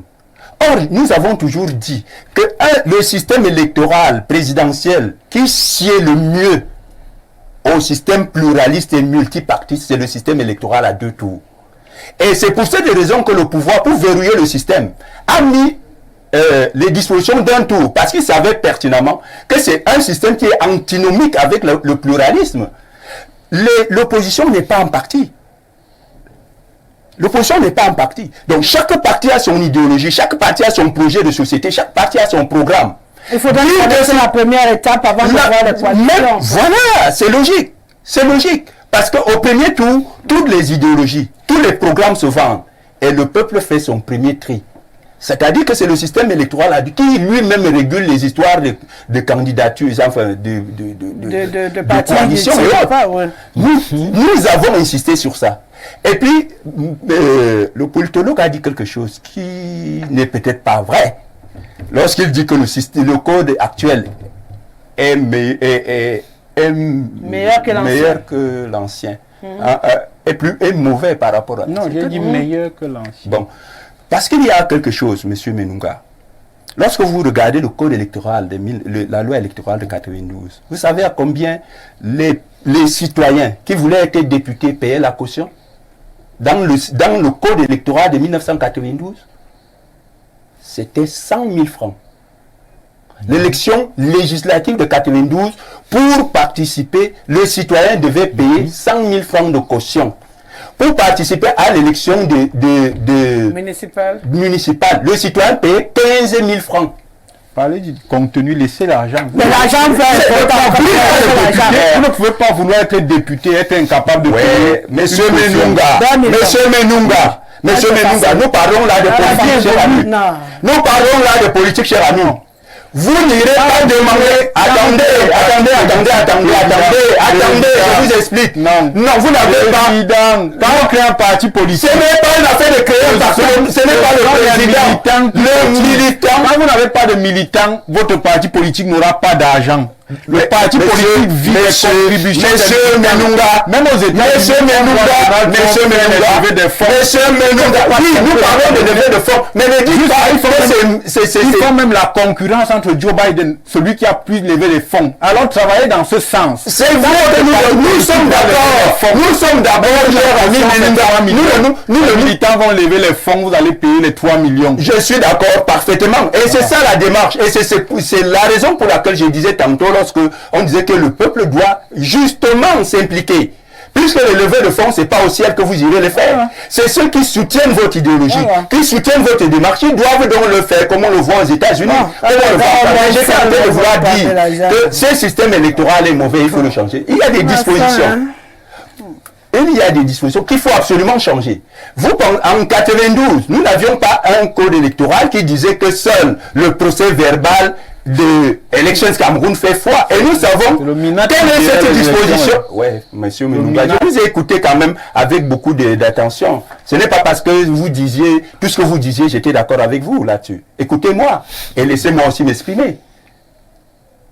Alors, je suis en train de dire donc qu'il y a des choses qu'il faut changer parce que ces choses ont contribué en les mettant dans la loi électorale à verrouiller le système.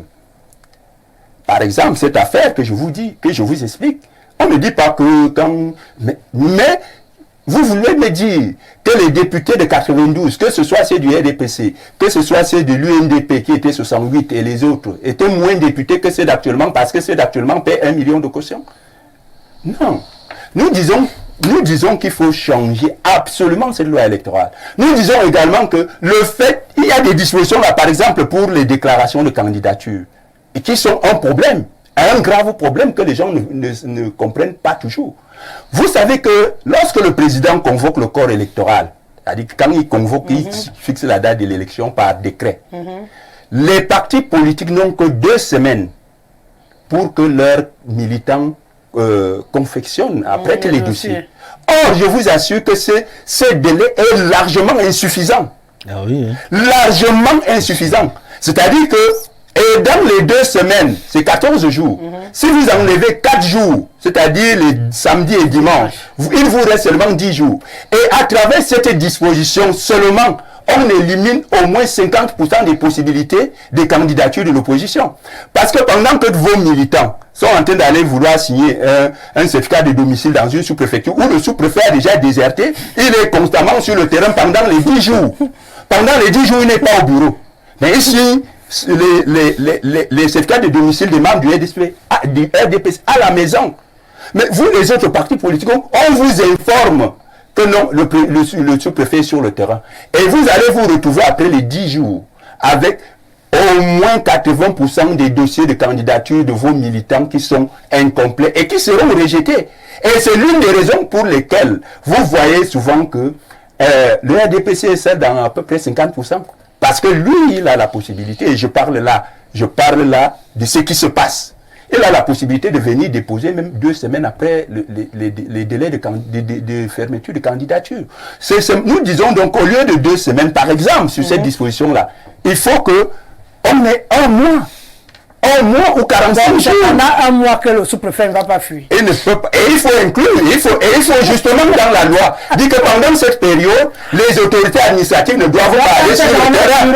Ils doivent être dans leur bureau, bien entendu. C'est parmi des subtilités. Vous avez une disposition dans le système électoral. Vous savez que le Sénégal, pour sortir, vous voyez que le Sénégal, les médias publient les tendances. Les médias, tous les médias, sont scrutateurs. C'est-à-dire qu'ils sont dans les bureaux. C'est pas interdit au Cameroun.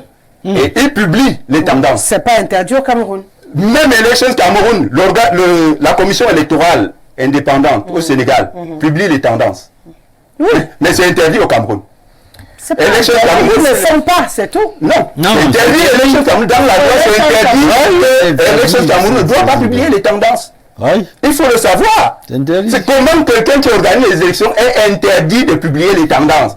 Et on vous dit, seul le Conseil constitutionnel va publier. Vous savez pourquoi? C'est des dispositions qui permettent donc que pendant les 48 heures qu'on a mis dans la loi, c'est-à-dire que pour que les présidents de bureau de vote transmettent les résultats à la commission communale, on leur donne 48 heures, 2 jours.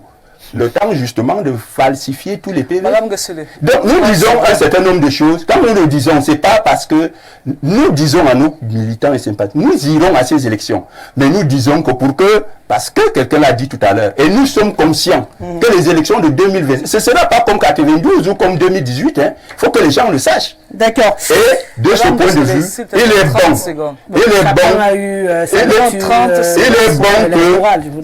Il est bon que vraiment, on s'entende minimalement sur les règles de jeu. Et que nous ayons un système électoral qui n'attende pas 1 mois pour qu'on ait des résultats.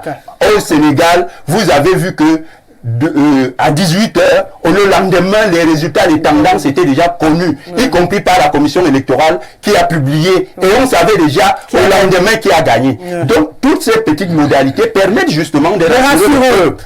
C'est ce que nous disons. Madame Guesele, je voudrais dire que c'est bien que l'on copie. Vous voyez un peu. Nous avons dit tantôt que les lois sont perfectibles. Autant au Sénégal, il y a des choses à copier, si ça peut faire avancer, si ça peut faire avoir les militants dans c'est pas une affaire de militants, encore que c'est pas les militants qui vont. C'est le citoyen. C'est pas les militants. Parce qu'en réalité, parce que les militants qui votent, c'est 15 millions de attendez, vous avez parlé de caution. Vous avez parlé de caution. C'est pas les militants qui votent, c'est les citoyens qui votent. Vous avez parlé de commission. Vous attendez pas sur la commission. On va s'attarder dessus. Nous, les militants qui votent. Parce que vous dites que les militants votent, c'est 15 millions. Vous êtes en France, madame. Je vais vous écrire. Même en France, les militants de tous les partis politiques confondus, n'atteignent pas 1 million. Et pourtant, il y a plus de 30 millions d'électeurs. Les militants des partis, tous les partis ensemble, 2 millions. Mais le nombre d'écrits, le nombre d'électeurs, c'est 30 millions. Mais dis en réalité, pour les législatives, pour être député, depuis le 31 juillet 2021, c'est l'information. Ne dis pas de militants. C'est pas l'amalgame. Il ne faut pas parler de militants. Je parle des militants qui votent. Je parle des candidats. Non, vous faites des c'est les militants qui votent. Nous disons que c'est les citoyens qui votent. Monsieur, les citoyens. Parce que tous les militants, oui, je suis un pays sérieux. Mais tous les militants des partis n'atteignent même pas 30% de l'élection dans les démocraties. 15 millions au Sénégal. Je veux dire que tous les militants politiques comptent. J'ai dit madame, vous voulez aller aux élections, madame, personne ne l'a dit. Mais je dis pas au Camerounais, c'est le militaire qui vote. Non, je parle pas de ça. Ce n'est pas vrai. Je ne parle pas de ça. Mais vous avez parlé de ça tout à l'heure. Mais vous avez parlé de ça. Vous avez parlé de ça. Vous avez parlé de ça. Donc nous disons, j'ai dit au Sénégal. Je l'ai dit en regardant les j'ai dit en regardant les élections, c'est à 2 tours. Les élections, c'est à 2 tours là-bas. Et les résultats sont publiés. Et je suis d'accord. J'ai dit donc au Sénégal, les élections, c'est à 2 tours. Ces militants sont à la télé, c'est vous les téléspectateurs. Tous les regardants, nous sommes ces militants parce qu'ils n'ont aucune base politique. C'est madame, que vous dites pas du populisme. Parce que vous êtes en cours d'argument. Non, vous êtes en cours d'argument. Ça va vous faire du bien. Vous êtes en cours d'argument. Vous êtes en cours d'argument. Ça va vous faire du bien. Parce que justement, l'élection, les résultats sont rendus publics. Les résultats sont rendus publics. Vous attendez. Qui va vous voter? Madame, et elle revient sur la même bêtise. Vous revenez sur la même bêtise. Il faudrait que vous ayez les militants. Vous êtes où? Mais dans ma section, vous ne connaissez pas. Dans ma section, vous ne connaissez pas. On ne va pas parler à la télé. Mais la caution, c'est 15 millions. Je n'ai pas besoin de me connaître dans votre section. Arrêtez ça. J'ai dit madame. Mais c'est un arrondissement, la section d'un arrondissement. C'est un arrondissement que vous connaissez pas. Il y a 360 arrondissements. Vous êtes où? Dites au Camerounais où vous êtes. On ira vous inscrire là-bas si vous avez besoin des militants. Mais dites j'ai pas besoin de militants. Nous avons besoin de citoyens.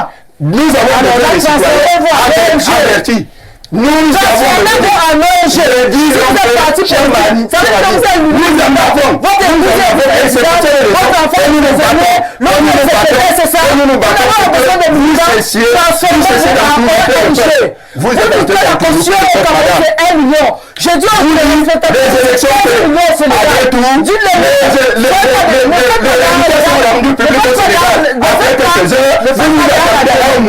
vous attendez un mois pour changer tous les résultats, pour changer tous les procès verbaux. Vous ne pourrez pas aller aux élections. Allons aux élections.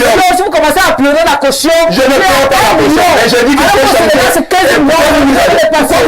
Pourquoi vous n'êtes pas sérieux encore? Vous avez parlé de ça. Vous arrêtez seulement. Vous avez parlé de ça. Moi j'ai parlé pour parler. Mais vous empêchez de parler. Ça va vous faire du bien. Vous avez parlé. J'ai parlé de la caution.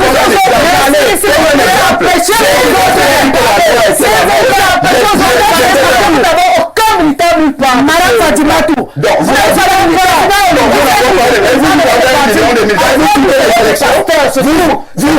Vous truquez les élections avec les militants. Vous avez les élections. Vous truquez les élections. Où vous êtes installé, les gens. Je suis installé. Vous êtes une télé. Oui. C'est pas mauvais. Est-ce qu'on peut s'écouter? On peut s'écouter au Sénégal. Fadimatou.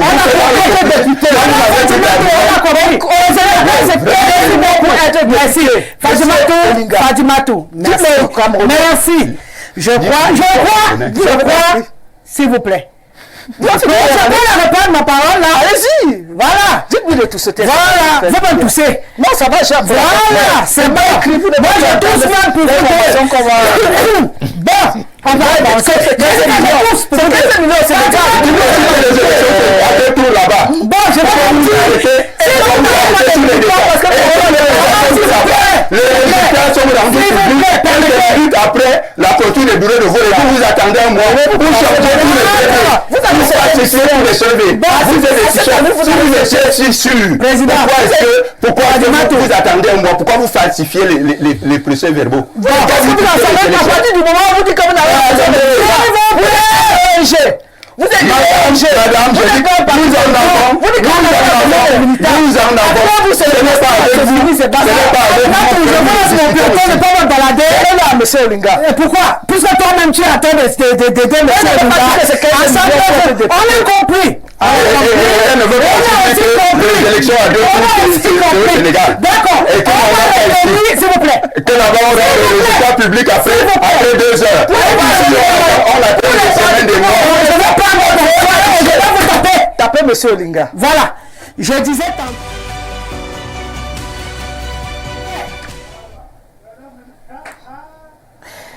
Ce que je disais tantôt, je voulais vous dire que vous êtes en train de batailler, c'est la preuve que ce code électoral a un problème. Parce que s'il n'y avait pas de problème, on aurait fini cette discussion dans la paix. S'il y a cette grosse bataille, ça veut dire qu'il y a des points qui méritent... Je ne vous ai pas donné la parole, Président. Il y a des points qui méritent d'être regardés. Notre souhait à nous est qu'on essaye de trouver le bon milieu qui va permettre à tout le monde d'être tranquille. C'est vrai que le montant de la caution, elle a raison, c'est 15 000 ailleurs, 1 million ailleurs, 10 millions ailleurs, 1 million au Cameroun, mais on n'a pas tous le même niveau de vie. Ça aussi, il faut en tenir compte. De l'autre côté, vous demandez une élection à 2 tours, c'est pas nouveau. Hein. C'est presque tous les partis d'ailleurs qui demandent cette élection à 2 tours au Cameroun pour avoir une chance et un bulletin unique. Donc, il y a beaucoup de points d'ombre. J'espère pour vous, comme vous avez tué mon dernier sujet, que vous réussirez à trouver un consensus pour que le Cameroun ait l'occasion de voter en 2025. Parce que je crois qu'à cette allure-là, d'ici qu'on arrive à... c'est prêt. Laisse. Nous aussi. Voilà, vous êtes tous prêts, maintenant laissez-moi ma parole. Restez soyez prêts dans vos cœurs. Qu'est-ce qui ne marche pas? Je crois que d'ici 2025, ça va être chaud. Hein?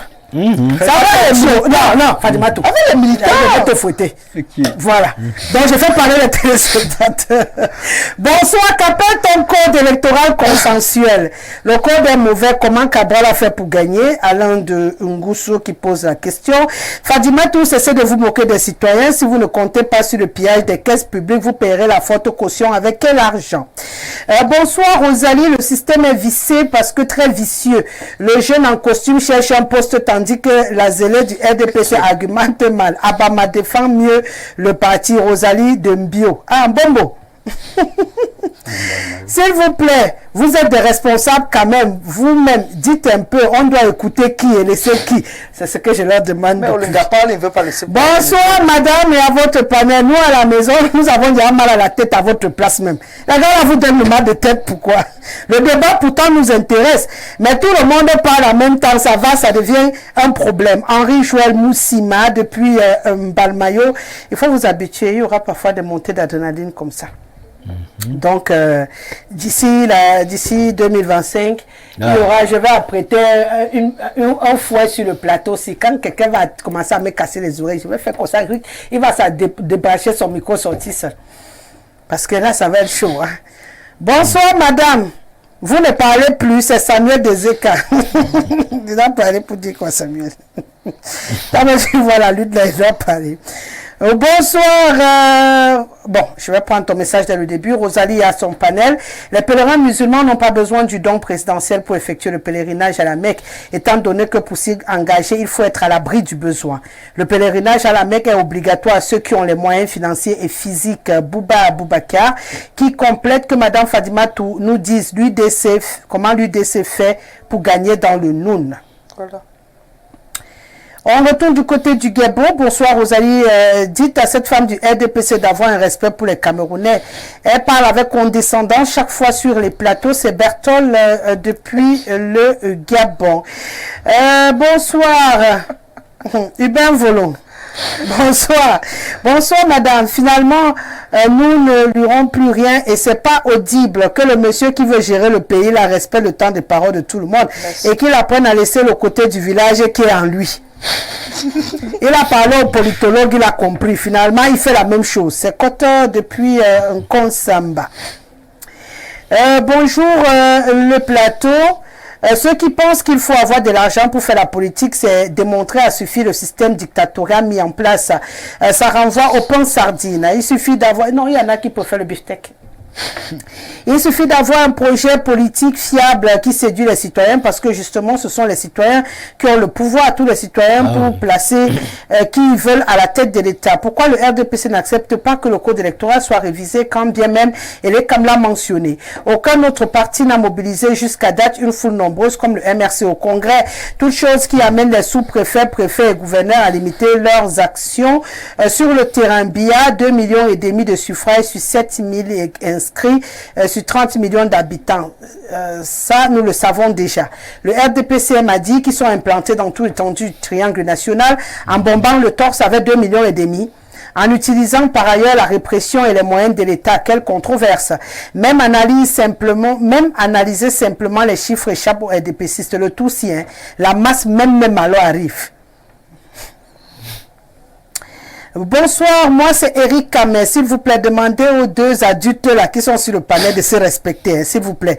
Le Cameroun en a besoin. Et a besoin de dirigeants qui ont la crainte de Dieu. C'est tout ce dont on a besoin. On va repartir du côté du Congo. Bonsoir Rosalie. La question que je me pose est de savoir comment les membres du RDPC ont-ils ce courage méchant de venir parler au nom du peuple. C'est le docteur Ibarra qui nous écrit depuis le Congo. Bonsoir, belle émission. Je voudrais savoir si le parti de M. Olinga a combien de militants, puisqu'il vient toujours parler de son parti seul. Jean-Pierre Yenga depuis Ebolova, il n'est pas seul. Vous comprenez donc bonsoir, monsieur le révolutionnaire. Le système électoral ou code électoral, tant que vous n'avez pas de militants, ça va être compliqué. N'ayez pas peur d'accepter cette réalité et battez-vous pour en avoir en quantité. Ngok, Jean Armand depuis Bioura. Qu'est-ce qu'il en sait? Bonsoir, monsieur Minouga. Vous êtes vraiment naïf en politique. Tout est permis. Donc le RDPC n'acceptera jamais de perdre. Ils vont tricher jusqu'à la gare. Les deux sont pipés d'avance. Ils ne vont pas vous laisser. Yannick Donkozoa. Monsieur Menunga, vous militez dans quel parti? C'est vraiment trop facile de critiquer les autres partis qui se battent. Hein? Bonsoir Madame Rosalie, pourquoi ce que nous allons voter, c'est pour espérer avoir des routes, l'eau, la lumière et j'en passe. Dites-nous pourquoi on doit voter le RDPC au jour d'aujourd'hui quand nous avons fait le constat qu'il n'y a pas pu nous donner tout ça, même pas la moitié, que le RDPC nous excuse en 2025. J'ai ri à chaque fois que j'entends parler d'élections au Cameroun avec ce code électoral. Hein. Il y a beaucoup de choses à revoir dans ce code. Déjà, les membres de l'ECAM sont tous les militants du RDPC. Monsieur, si après avoir convaincu 20 millions de Camerounais à aller voter et que ce peuple vote l'opposition et une fois les résultats devant le Conseil constitutionnel qui à majorité sont en majorité les militants du RDPC, lorsque Clément Atangana déclarera le candidat du RDPC vainqueur, que fera l'opposition? La moindre action de contestation sera considérée comme tentative d'insurrection. Nous avons vu au Sénégal le Conseil constitutionnel dire non à l'instruction du président qui voulait repousser les élections. Pensez-vous que cela est possible au Cameroun? Un membre du Conseil constitutionnel dit non à la volonté du chef de l'État. Tout est fait pour les tenir. Voilà pourquoi nous avons demandé que les membres du Conseil constitutionnel soient nommés à vie pour être capables de prendre des décisions fortes et justes conformément à la loi. Seule une révolution populaire sauvera le Cameroun, car même Jésus ne peut pas battre le RDPC avec ce code. Le RDPC a avec eux toute la machine institutionnelle qui fera tout pour se maintenir, car si elle tombe, tout s'écroule, et si tout s'écroule, ils perdent tous leurs avoirs et les chanceux finiront à Kondengui. C'est une affaire de survie. Ils ne vont pas lâcher. Bonsoir Maï Maï. Et les CAM, c'est le RDPC. La politique, c'est le terrain avec les millions de gadgets. Donc, d'un candidat qui gère les 6 000 milliards du budget de l'État. Maintenant que vous êtes sûr de gagner toutes les élections, qu'avez-vous fait du Cameroun en 42 ans? Dire que le RDPC va automatiquement gagner les élections, c'est dire que les Camerounais sont atteints du syndrome de Stockholm. Malgré le délabrement de la société, mes compatriotes reconduisent les mêmes fossés. C'est faux. C'est M. Zigli qui nous écrit. Maman Rose, bonsoir. Fatima, tu parlais bien, mais nous sommes d'accord que Bia doit nous laisser, non? Bonne émission. C'est Philippe de Kribi. Elle parlait bien, mais Bia doit nous laisser. Oh là là là là là là, je ne vais pas sauver tout le monde. C'est compliqué. Very compliqué. Very compliqué. Bon, on va encore prendre quelques-uns. Bonsoir Rosalie et à tous vos invités. Ce gouvernement pourra nous dire un jour où est passé l'argent. Oh ben, je pense qu'on l'a lu. Hein. C'est pas besoin de renvoyer un message qui a été lu pendant que vous étiez en cuisine. Bonsoir madame. Le seul argument du RDPC est que les gens gagnent. Mais si on donne quelques voix pour justifier un mauvais code, je ne comprends pas votre message. Il y a trop de vide. Bonsoir Madame Rosalie, pour ma part, je ne trouve pas que le code électoral est un problème. Le vrai problème aujourd'hui pour gagner le parti au pouvoir, c'est la mutualisation des partis de l'opposition, d'où le dernier thème qu'ils ont tué. Des partis de l'opposition, il va revenir demain, mais avec d'autres gens. Mais les partis d'opposition ne peuvent pas se mettre ensemble. Posez cette question à M. Olinga. Est-il prêt à un moment de l'élection à se mettre avec Cabral Libi et laisser Cabral prendre la tête? Il va vous répondre non, car ils ont leurs intérêts égoïstes. C'est Pierre de Pussois. J'appelle ça un procès d'intention, puisqu'il y a beaucoup de partis qui sont en train de se mettre ensemble. Donc, c'est un procès d'intention. Bonsoir Rosalie, bonsoir le panel. Rosalie a actuellement 7 300 000 inscrits sur la liste de l'ECAM. Seulement 3 500 000 votes, tout partis confondus. Ma fille Rosalie, moi je demande aux oubliés de la République, les 4 millions déjà inscrits que l'ECAM ne peut plus effacer, de se lever et d'aller faire le geste qui sauve. Ce sera déjà ça, s'assurer, car en un an, on ne pourra pas atteindre 4 millions d'inscrits avec l'ECAM. Si les oubliés de la République n'ont voté personne avant, ils ont et sont la solution au changement souhaité dans ce pays. Très bonne émission. Rosalie, le président Olinga a raison. C'est parce qu'il y a du faux qu'on dit de surveiller les votes. Enlever le faux dans les élections, on fera confiance aux résultats des élections, même si on perd, et on n'aura plus besoin de parler de surveillance des élections. Rosalie, tu n'es pas bien, hein? Tu laisses le feu prendre ton plateau et tu ne verses pas l'eau pour éteindre. La maman, mon menton est toujours là, mais tant que je sens qu'ils peuvent finir par se comprendre, je ne suis pas pressé. En même temps, ça leur permet de se défouler. Hein? Ce n'est pas facile tous les jours d'être politicien au Cameroun. Hein, président Olinga. C'est même très difficile. De temps en temps se lâcher. Quand on a une dictature de 43 ans au pouvoir, et il parlait de démocratie.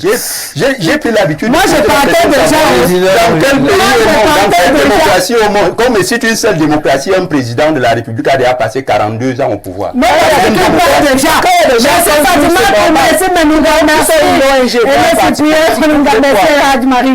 Merci à Ismaël.